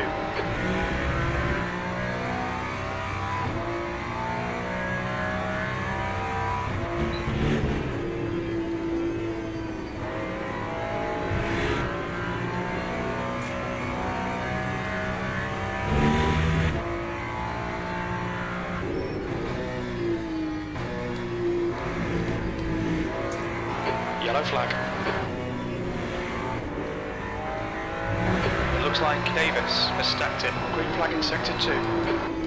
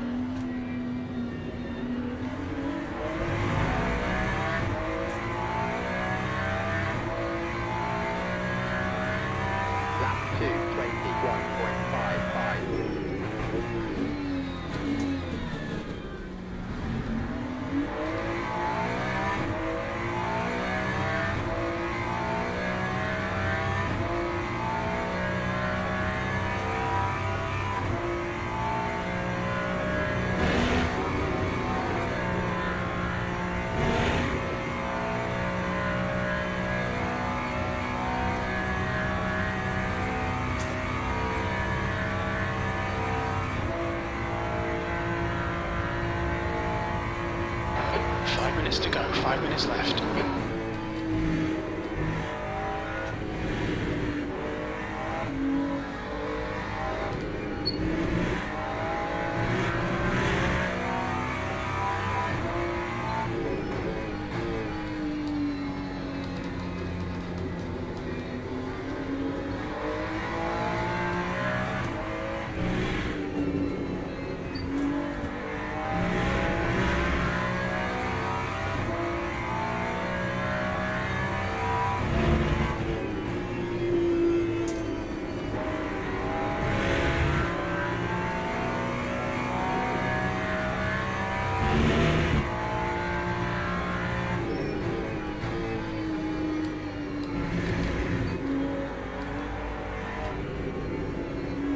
Yellow flag, sector 2. Okay, Clay, push now, we can catch this guy.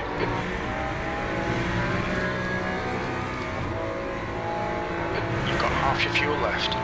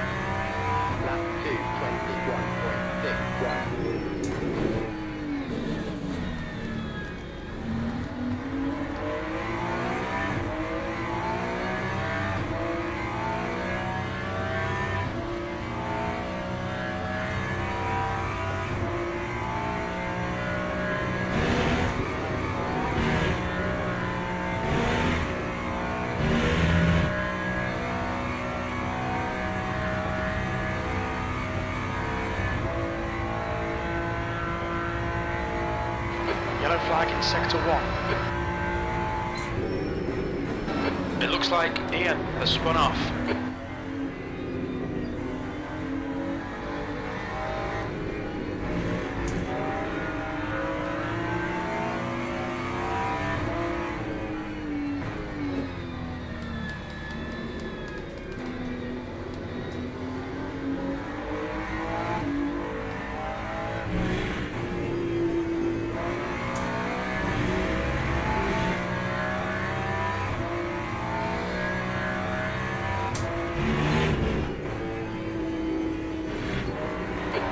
To go, 2 minutes.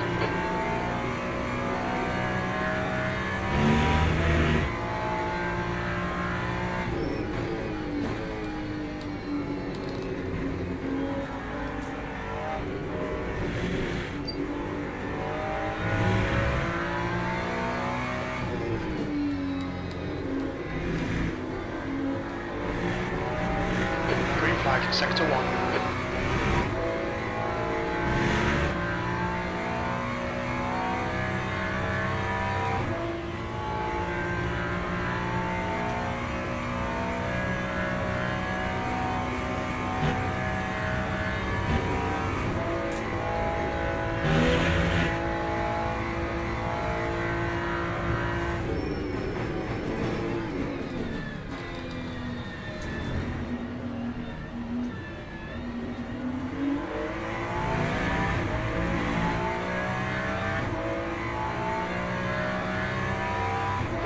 Last lap. The lap time was at G22.04.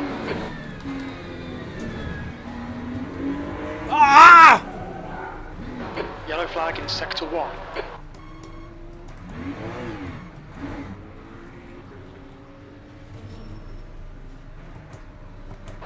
Okay, pit stop requested. Sector 1 is green.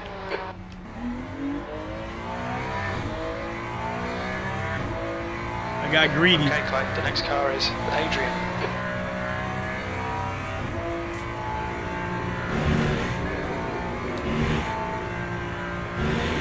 You just cut the track.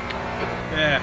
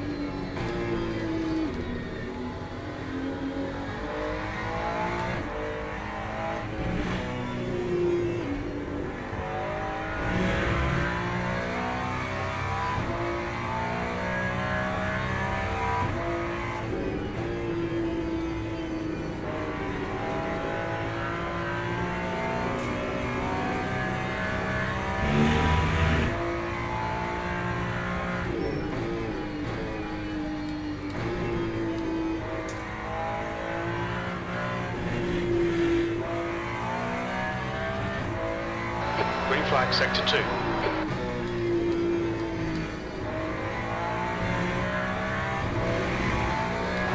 V12.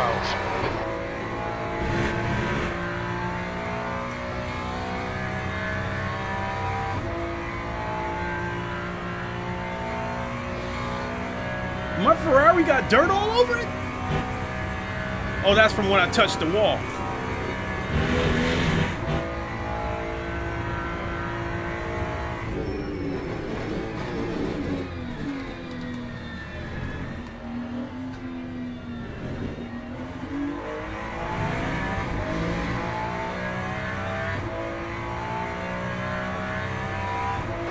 V12. There's the checkered flag. Acknowledged. Pit stop requested.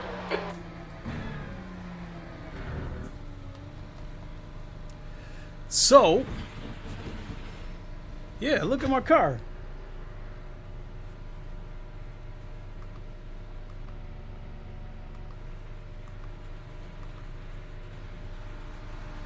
Yeah, it's a little bit dinged up and it's nice and shiny over here.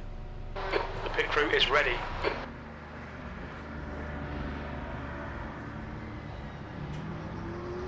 So,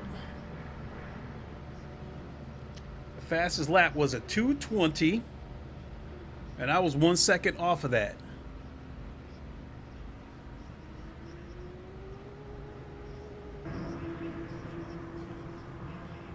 If that would have been the Corvette,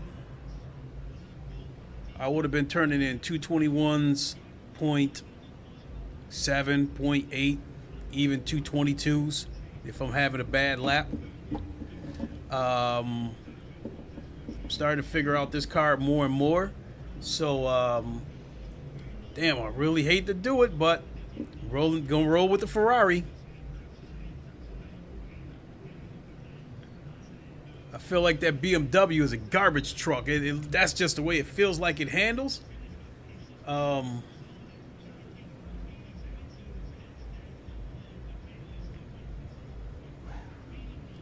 But whoever that Massimo Zhao, he turned in a 220, 1.56 with the McLaren. So,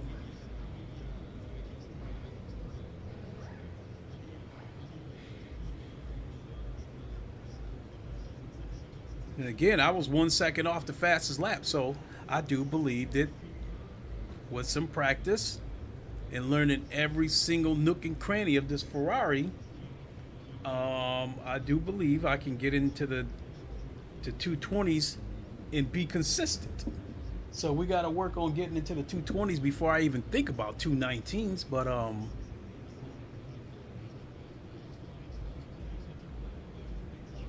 I'm definitely happy with that race because I feel like my consistency was better than the Corvette.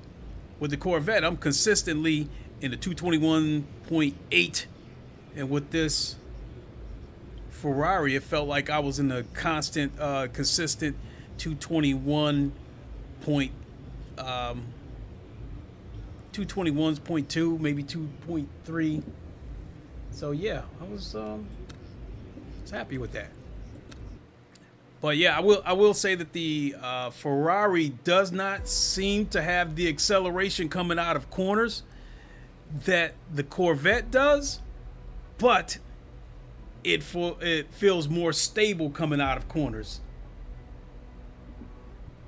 So I actually lost a little bit. I got dinged a little bit on the driver rank. I got dinged a little bit, but I think this is the start of something good. Maybe through the Ferrari, maybe I'll learn to drive that dump truck BMW, but for the moment, it is the Ferrari.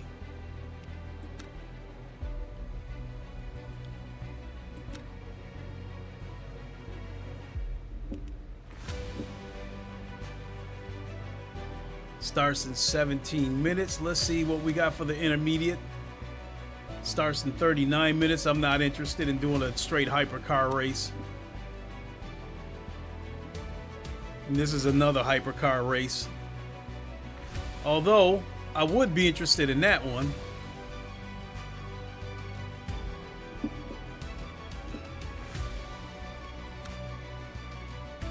So I'm going to go ahead and do this spot one more time, and then I'll call it a night. Up there's Josh Mackles, or Makels. So at the moment, he is the #1 rated driver. He is using a McLaren. But when I saw him in the GTE races, he was using the Porsche. So I would be led to believe that when we get the last part of the 2024 DLC pack, my guess is that he will probably go to the Porsche.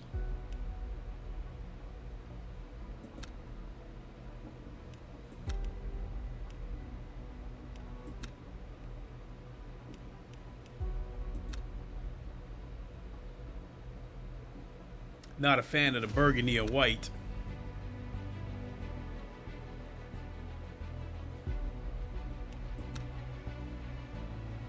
Yeah, I like this one. I think this car, I think this one looks the most aggressive.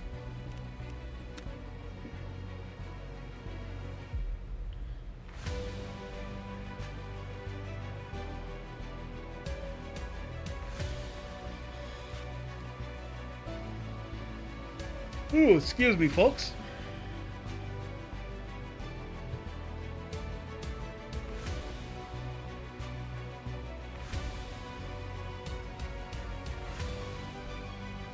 Huh? See, 25 right there. That's what we would normally be for a GTE race.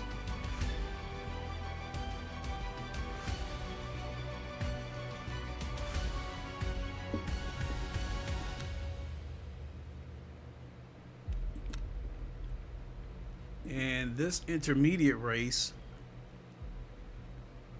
we got 2 people.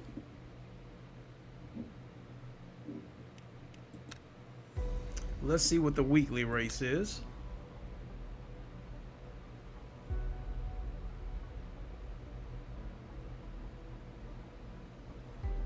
That is a 1 a.m. race. Let's see what the schedule is.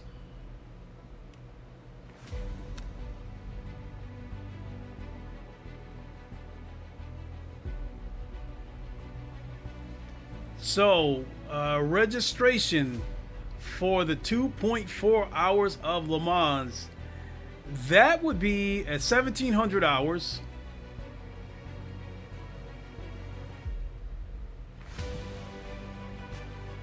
That actually comes out to be 7 o'clock.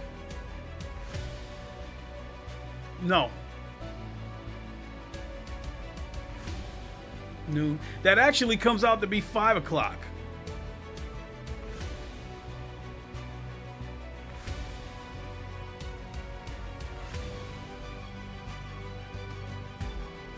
Registration opens at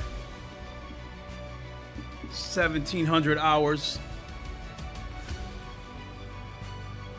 So the event starts in 22 hours and 13 minutes. So with it being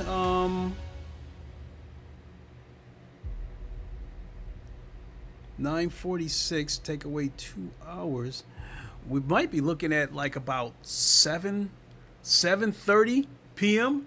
my time. So I don't know. Maybe me entering this race could be a possibility. Because tomorrow is Friday. I won't have to work Saturday. I can come home and take a nap and get ready for the race.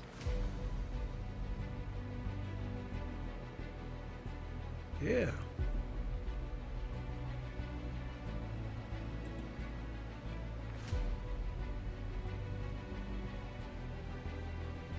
So we're up to 28.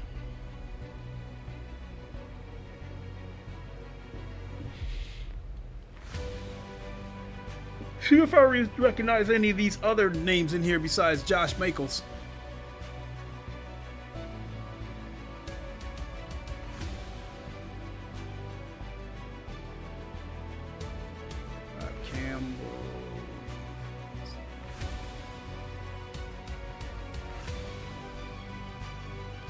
Brooks. That Gregory Pridgeon, he's also registered for the intermediate race. So I guess he's going to take whichever one comes first.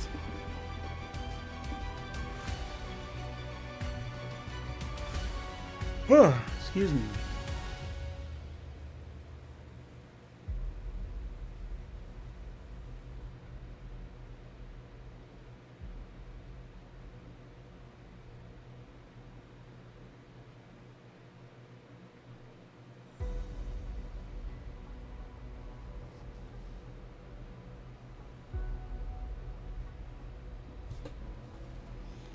All right, I think it's time for a quick drink.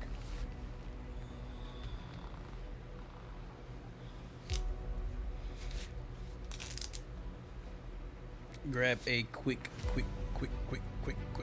drink. All right, folks, I will be right back.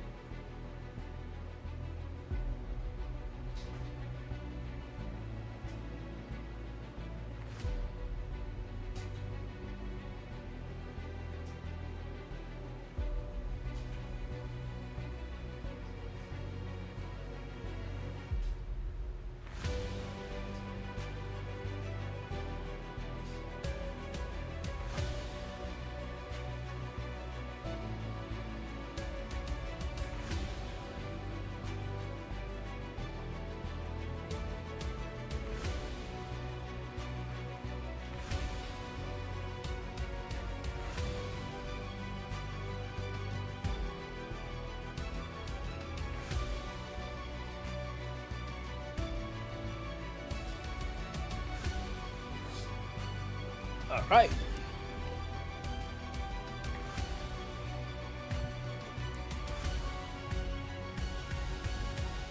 So we're still sitting on 28 entries.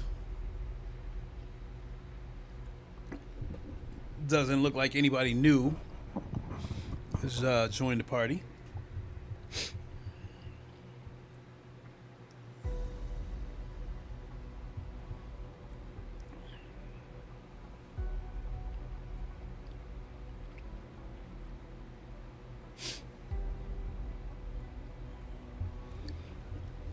So, I still see that getting through turn one is still is a little bit tricky.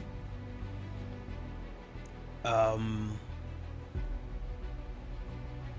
would say that with the GTE cars, I think the drivers respected each other more, so they gave each other a little bit more space.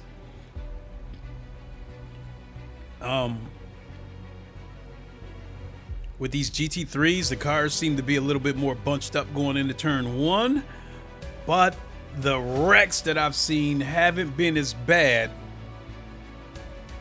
as I thought they would, because I would say Spa, turn one, you usually see a decent amount of wrecks. And on Monza, when you get to turn 1, which would be the chicane, you see a lot of wrecks there. And I mean, you got people braking late, and you also got 2 and 3 cars trying to squeeze through that chicane.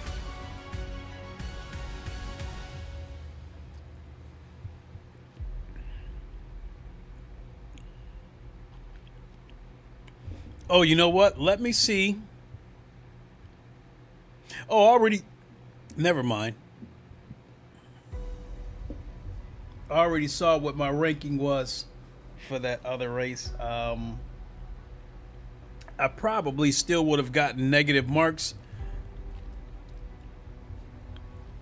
The ranking system on here is definitely different from low fuel motorsports, whereas you can get high marks if you qualify better than expected. But if you finish in the bottom half of the results, you will get negative marks. Whereas with low fuel motorsports, you can finish in the bottom half of the grid, and you can still gain ELO depending on what happened with the other cars.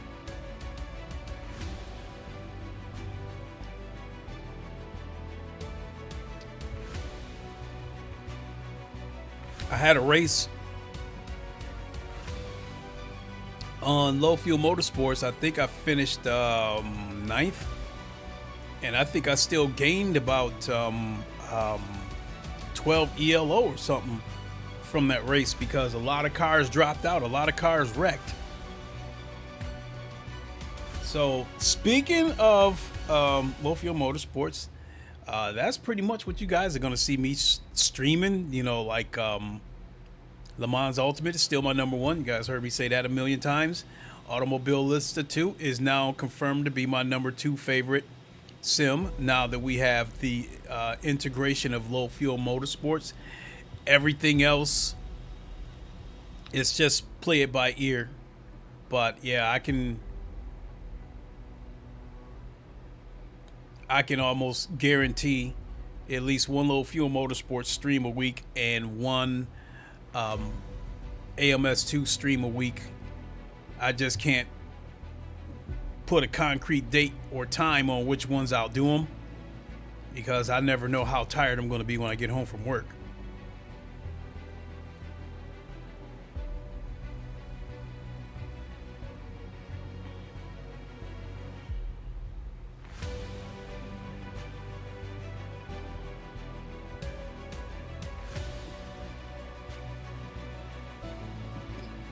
So it looks like we're still stuck at 48 entries, but I'm sure we'll get some last minute entries here.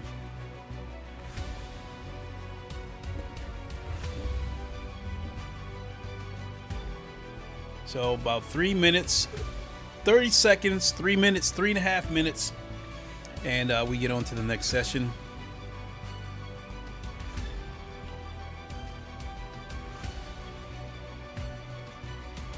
You know, a SATA Corsair EVO, or EVO, as they call it.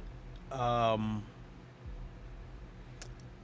not so sure how I'm going to feel about that game. I think for me, being that this game is being built with their own engine, I think a SATA Corsair EVO could end up being the best looking game in VR. Right now, I still think that Automobilista 2 still holds that title.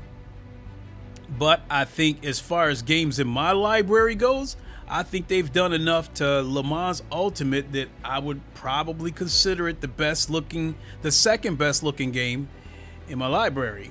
But yeah, a SATA Corsair EVO could take that crown.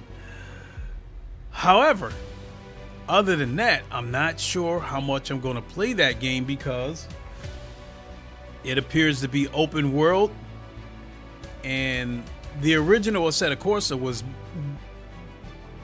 that game was made with the intentions of giving PC people their own version of Gran Turismo, since that was not available on PC. And the game went on to be a smash hit, and I've got the funny feeling that that is still going to be the formula. I mean, I'm getting the impression that Assetto Corsa Evo is going to be a combination of Gran Turismo and Midnight Club. So if that's the case, because what they've shown us, they haven't really shown us race cars. They've been showing us production cars. They're still saying there's going to be daily races, a ranking system, that kind of stuff, but I've got a funny feeling that half of those races are going to be with production cars. So we've got 1 minute. Let's get ready.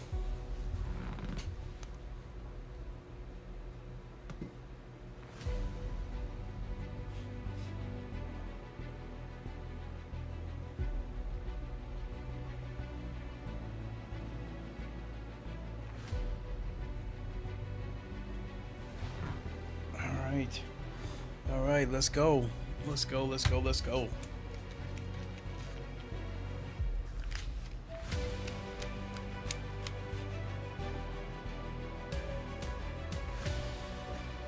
Nope, we haven't moved. We're still stuck on 28 cars. Oh, and I see where, because of where I rank, I'm going to be in there with, looks like I'm going to be in there with Josh Mackles. And, I don't know.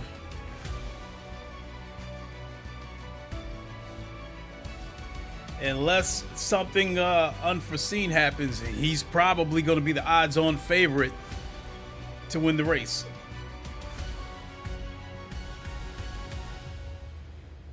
I'm definitely curious to see what his lap times are going to be with these GT3s.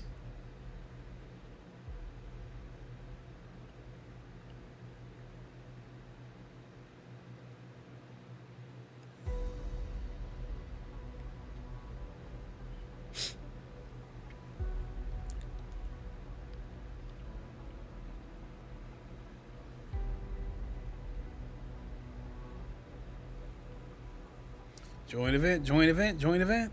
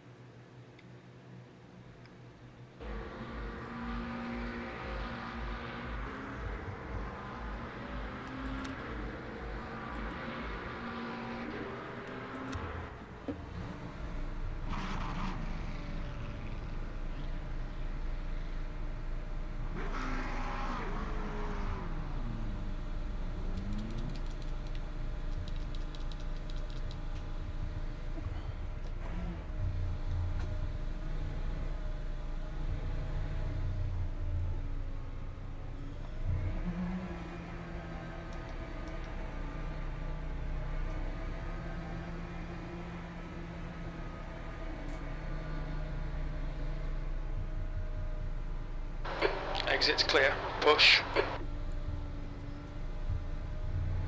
Your brakes are cold, be careful.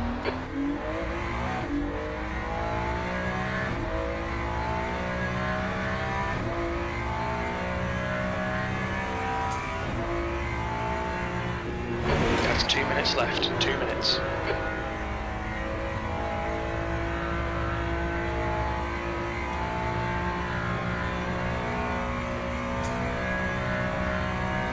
Sector 2 is now yellow.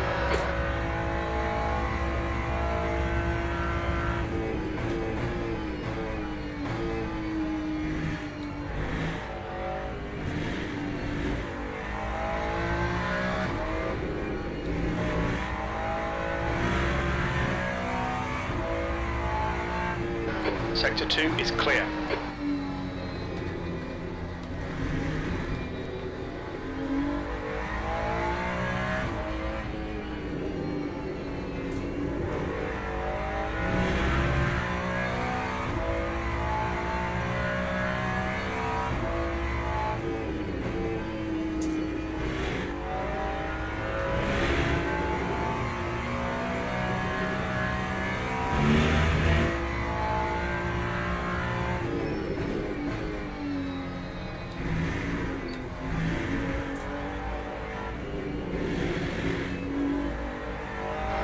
Incident Sector 3, yellow flag. We can see hoist has gone off. Sector 3 is now clear.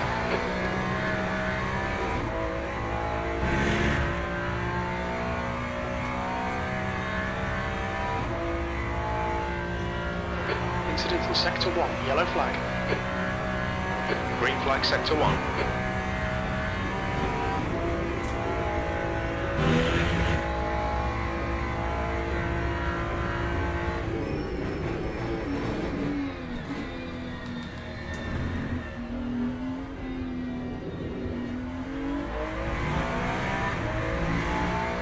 That's the end of the session. E14.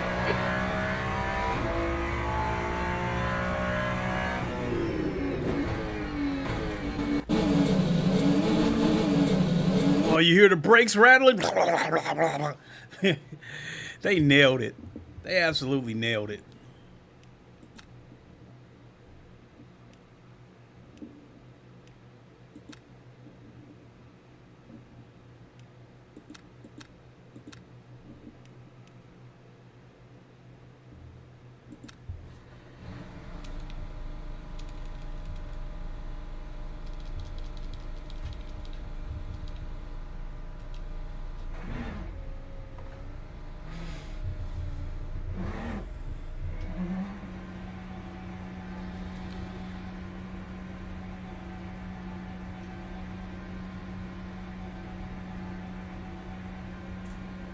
Pit exit's clear. Push. Alright, Clay, we've got 6 minutes to get the job done.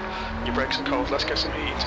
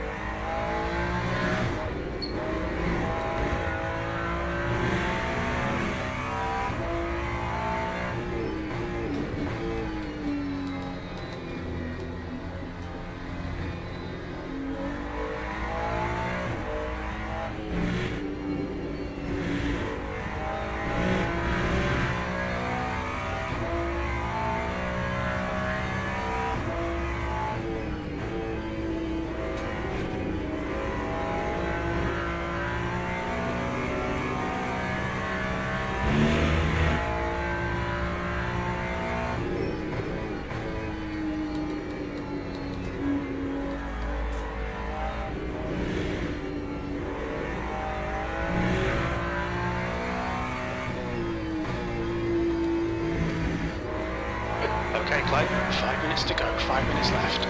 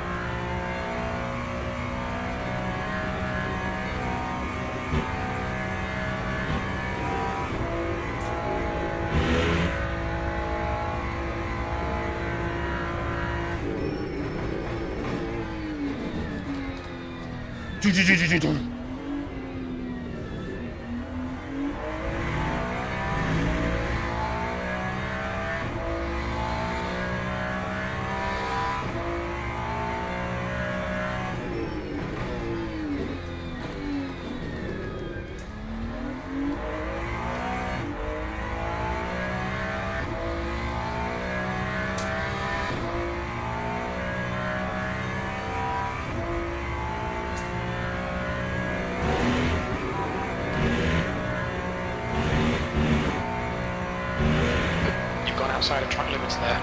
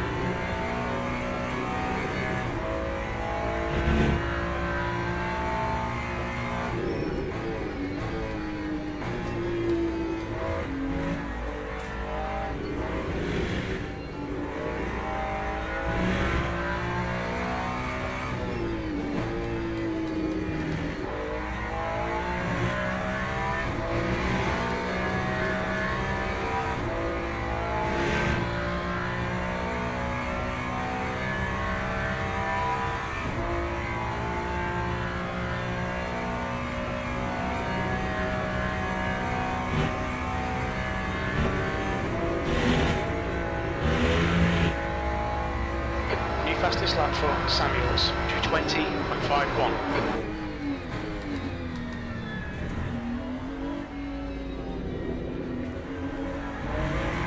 That's a new fastest lap for McLaren's, 2:19.64. Just 2 minutes left, 2 minutes to go. 20.49.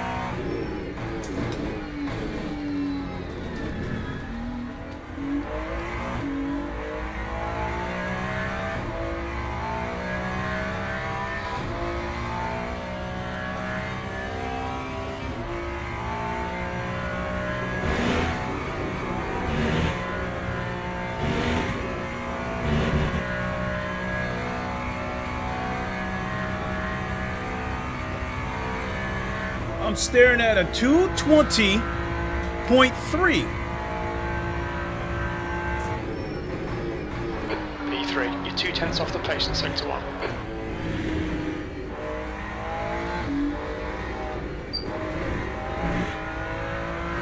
And I just lost it right there.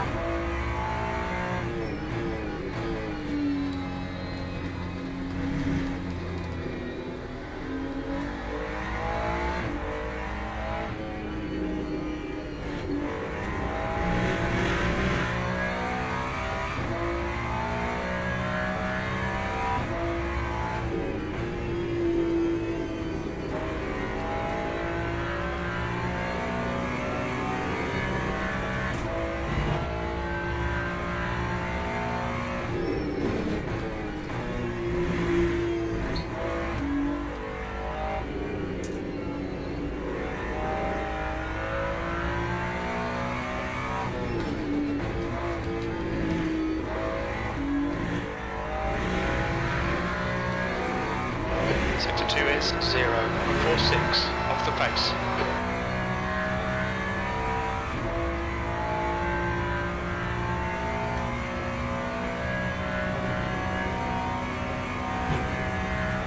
That's the end of the session, P3.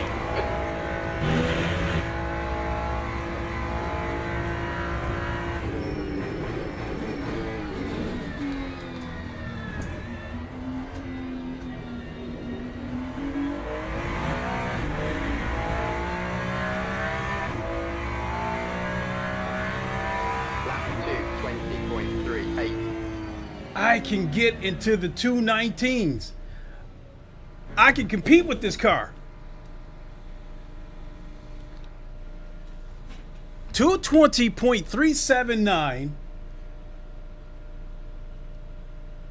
I'm about a half a second off of second place and a little over 7/10 off of the leader. I can break into the 219s with this car. I can compete with this car. That felt really good. So I qualified third for this race. That felt really good to be able to go into those corners and not worry about snap oversteer, not worry about the car becoming unstable. The only time the car gets unstable is when I get towards the end of, right before I go into a tight corner and I keep applying more pressure to the brakes, then I start to, you know, feel the car wiggle a little bit. But it doesn't seem to be anything to worry about though, so.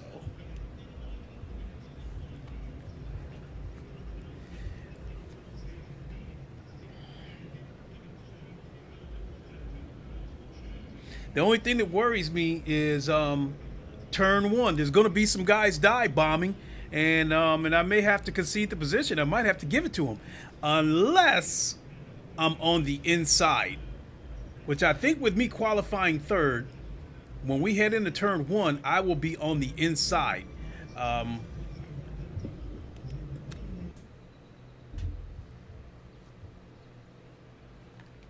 So yeah, right here, it looks like I'm on the outside, but when we get to turn one, I will be on the inside on turn one.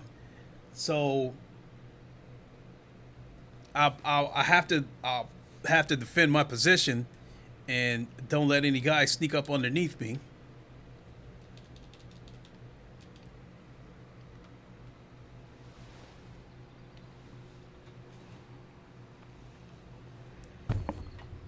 It's starting to get hot.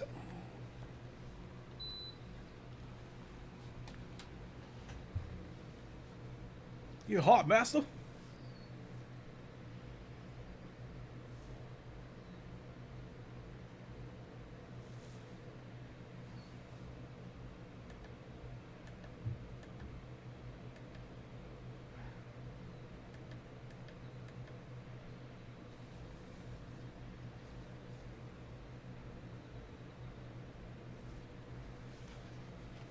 All right, let's get ready. Showtime. Showtime.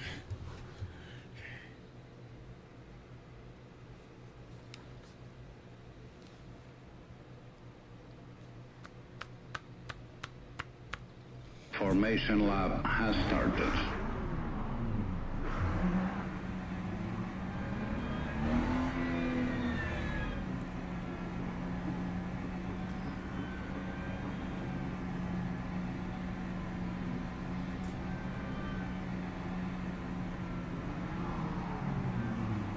I'm hoping at the least, if I keep it clean, I can finish in the middle of the pack.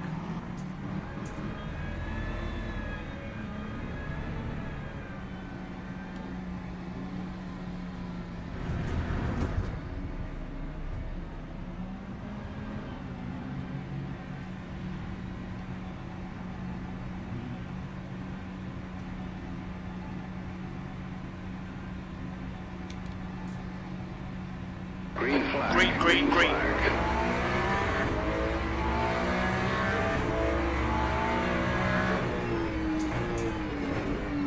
Clear left.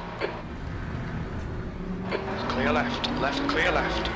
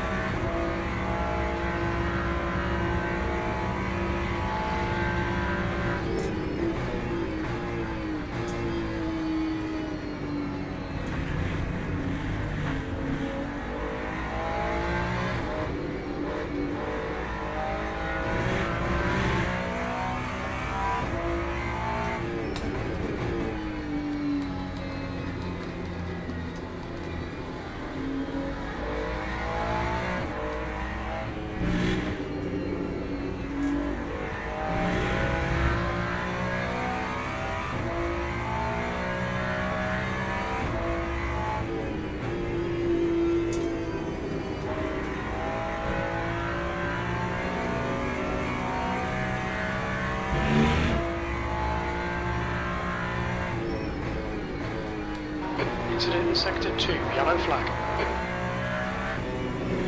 We think Mellow has gone off. Green flag, Sector 2.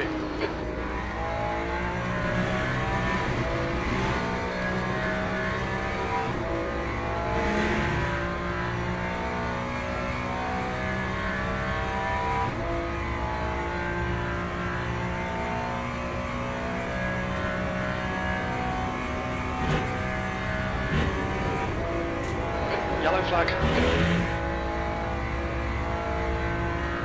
We think that Samuels has binned it.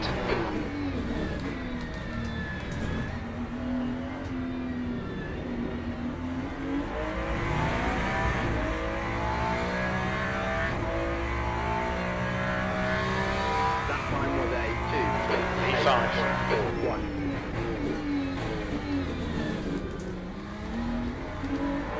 The next car is Bedoya.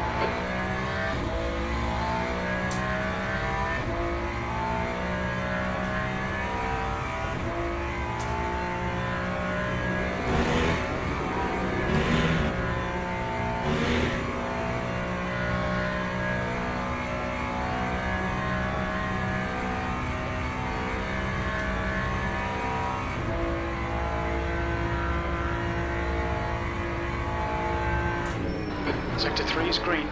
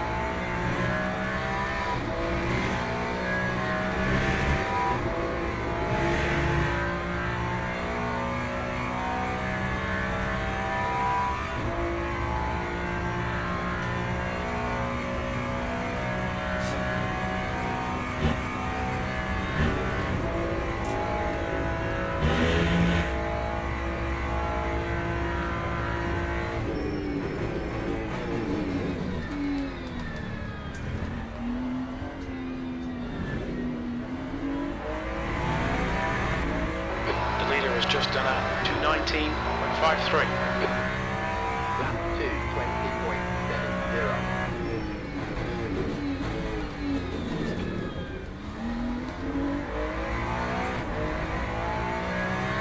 Okay, Clay, 15 minutes left. That's 15 minutes. Hit all your apexes. Wait for the chances to come, mate.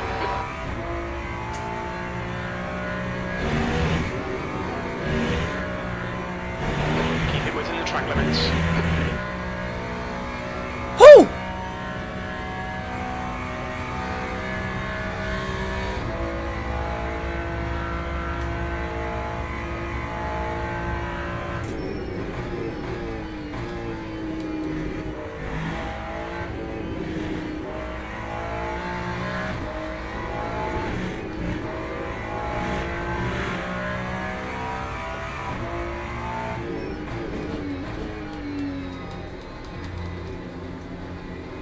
Yellow flag.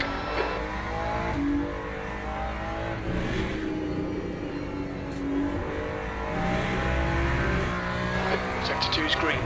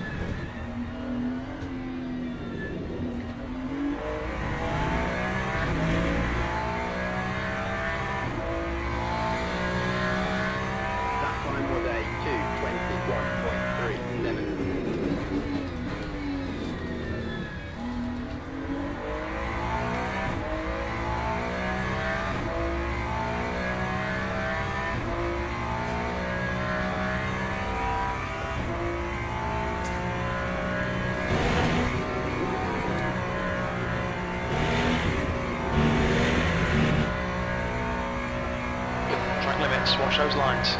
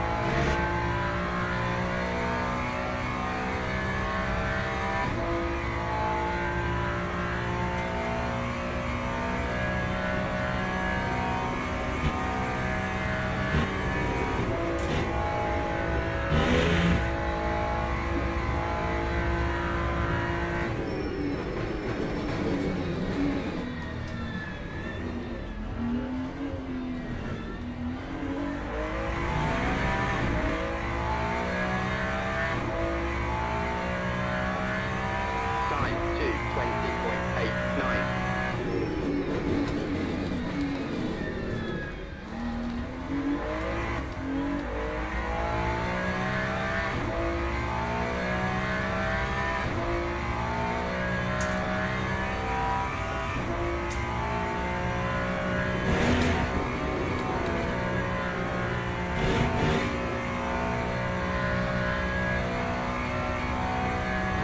Okay, Clay, don't think about the lap times. Just hit each and every apex. 10 minutes to go. That's 10 minutes left. We're at the halfway point.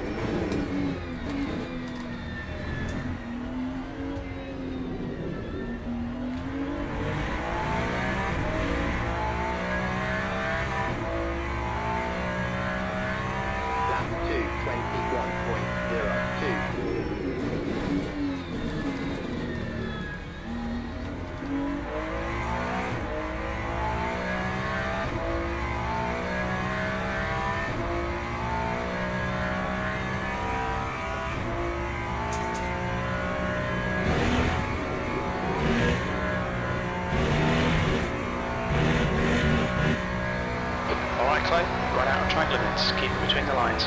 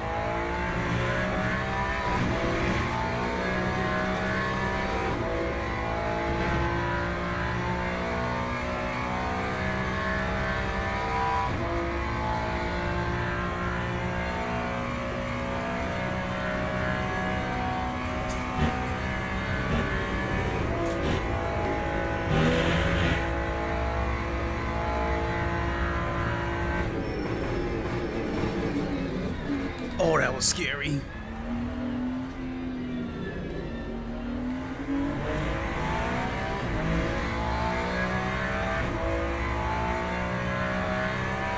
Lap 2, 21.42.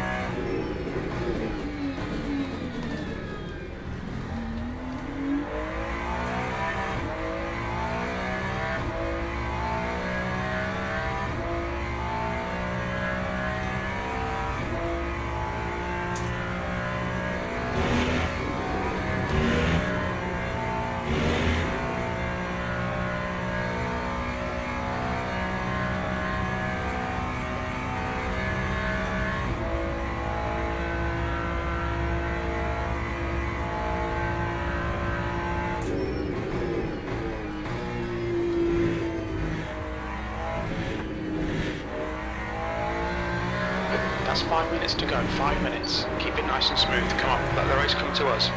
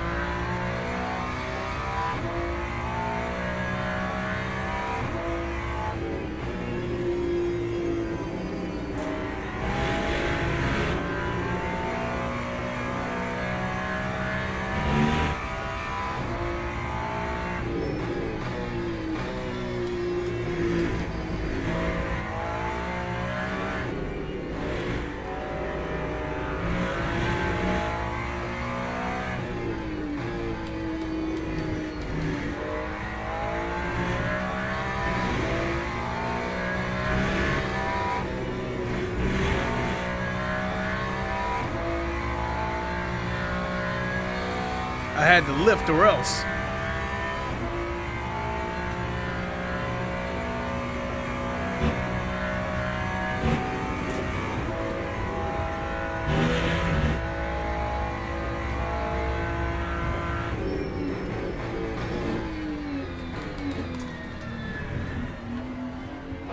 Okay, Clay, you've used half your fuel.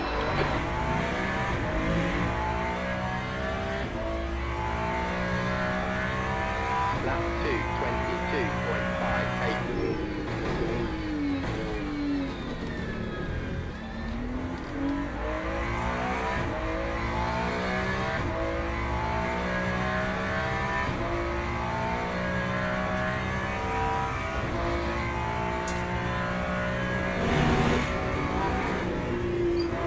Stewards have warned us about track limits. Keep it between the lines.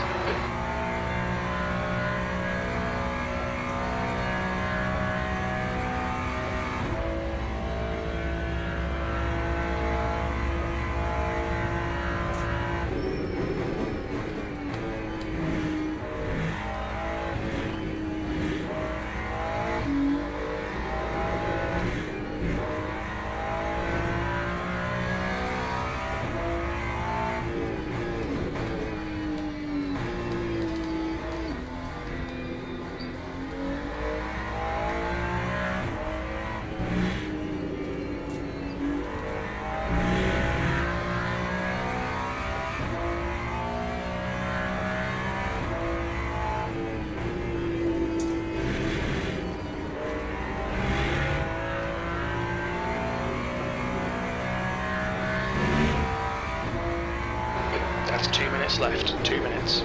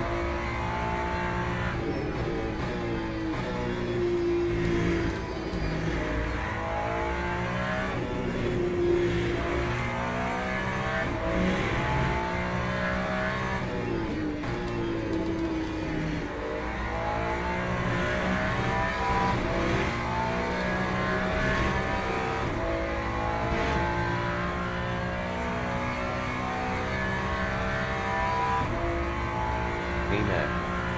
Said. Seems like hot lapping. Oh, that's because the leaders are so far ahead of me. I'm in 4th place. Pay attention to track limits, please, Clay.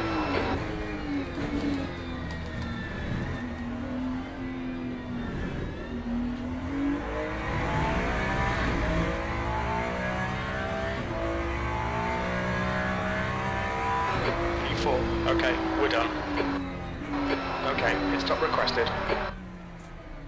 The disappointing thing about that is that I qualified 3rd for this race, but I started out I had a couple of good laps. I had a couple of 220 laps, but after that, my pace started to fall off, and I started falling into the 221s.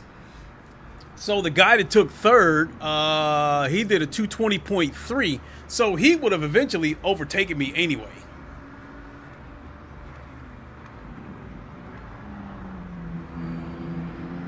Amen. Said. Gotcha. Not bad then. Thank you.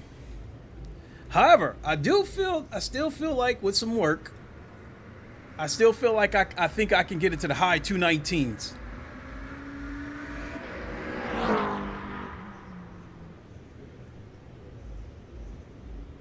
But at the current moment, as long as I'm still in the bronze, as long as I'm still a bronze driver, I do think that if I can at least maintain like mid to low 220s, I think I'll get these types of finishes where I'm finishing in the top 5. So so I had a few laps that weren't that impressive, but what's most important was I was not scared to drive the car. I was not scared to be aggressive. Because of how twitchy the Corvette is, I was super scared to be aggressive with that car.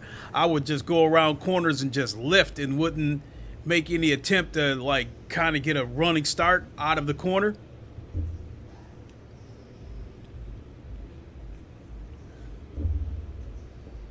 Look at that. We got 1, 2, 3, 4, 5, 6 DNFs and a DQ. Shit.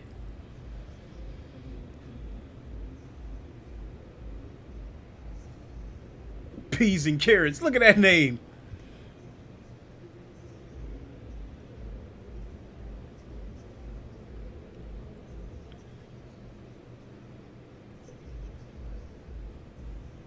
I mean, room light is low. This is enough lighting. Amen. Here. Cut it out.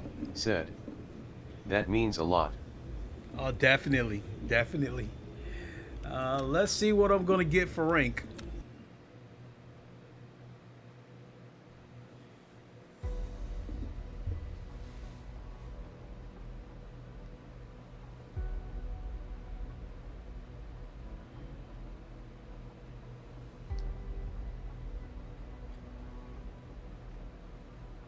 Holy shit, look at that.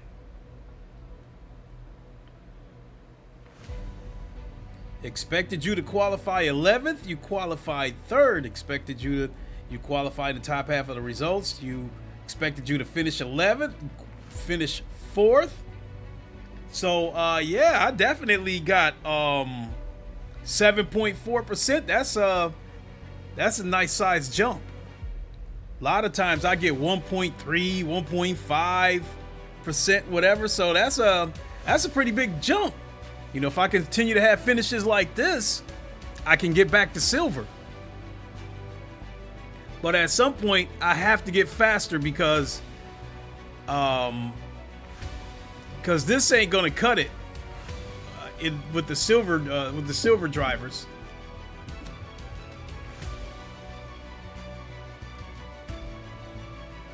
Yeah, but I like the way that Ferrari feels.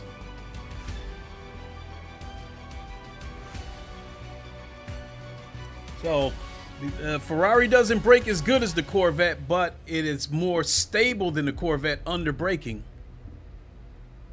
So, yes, sir. Yeah, it's 1042.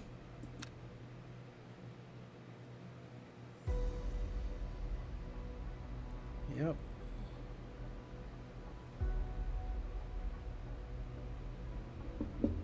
And that one right there, where it says I finished 12th, that's because I spun out. And not only that, that was my first race with the Ferrari, so I'm still learning the car. I'm still a little bit cautious. But yeah, moving forward.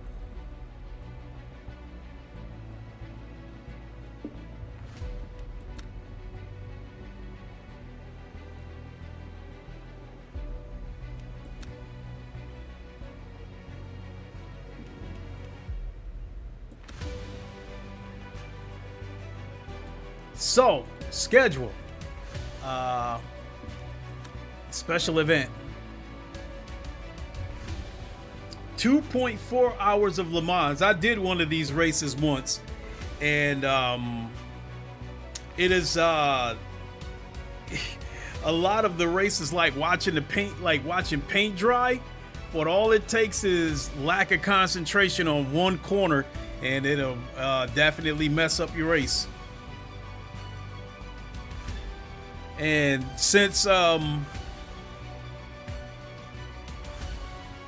tire wear is going to be the big thing here, you know, being the fastest helps, but I think conserving tires is more important.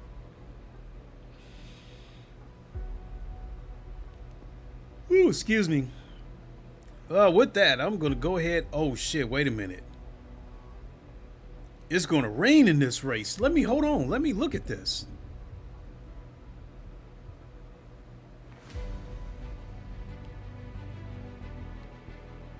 Oh, shit. This could get dicey.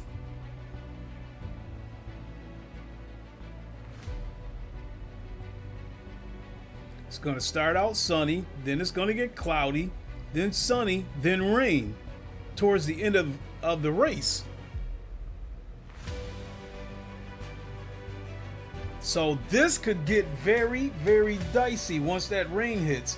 People, being that it's going to happen at the end, people are going to be forced to make a decision whether to stay on mediums and finish the race and take a risk, or do they come in and get the wets and risk losing time? So, yeah, some people got some decisions to make.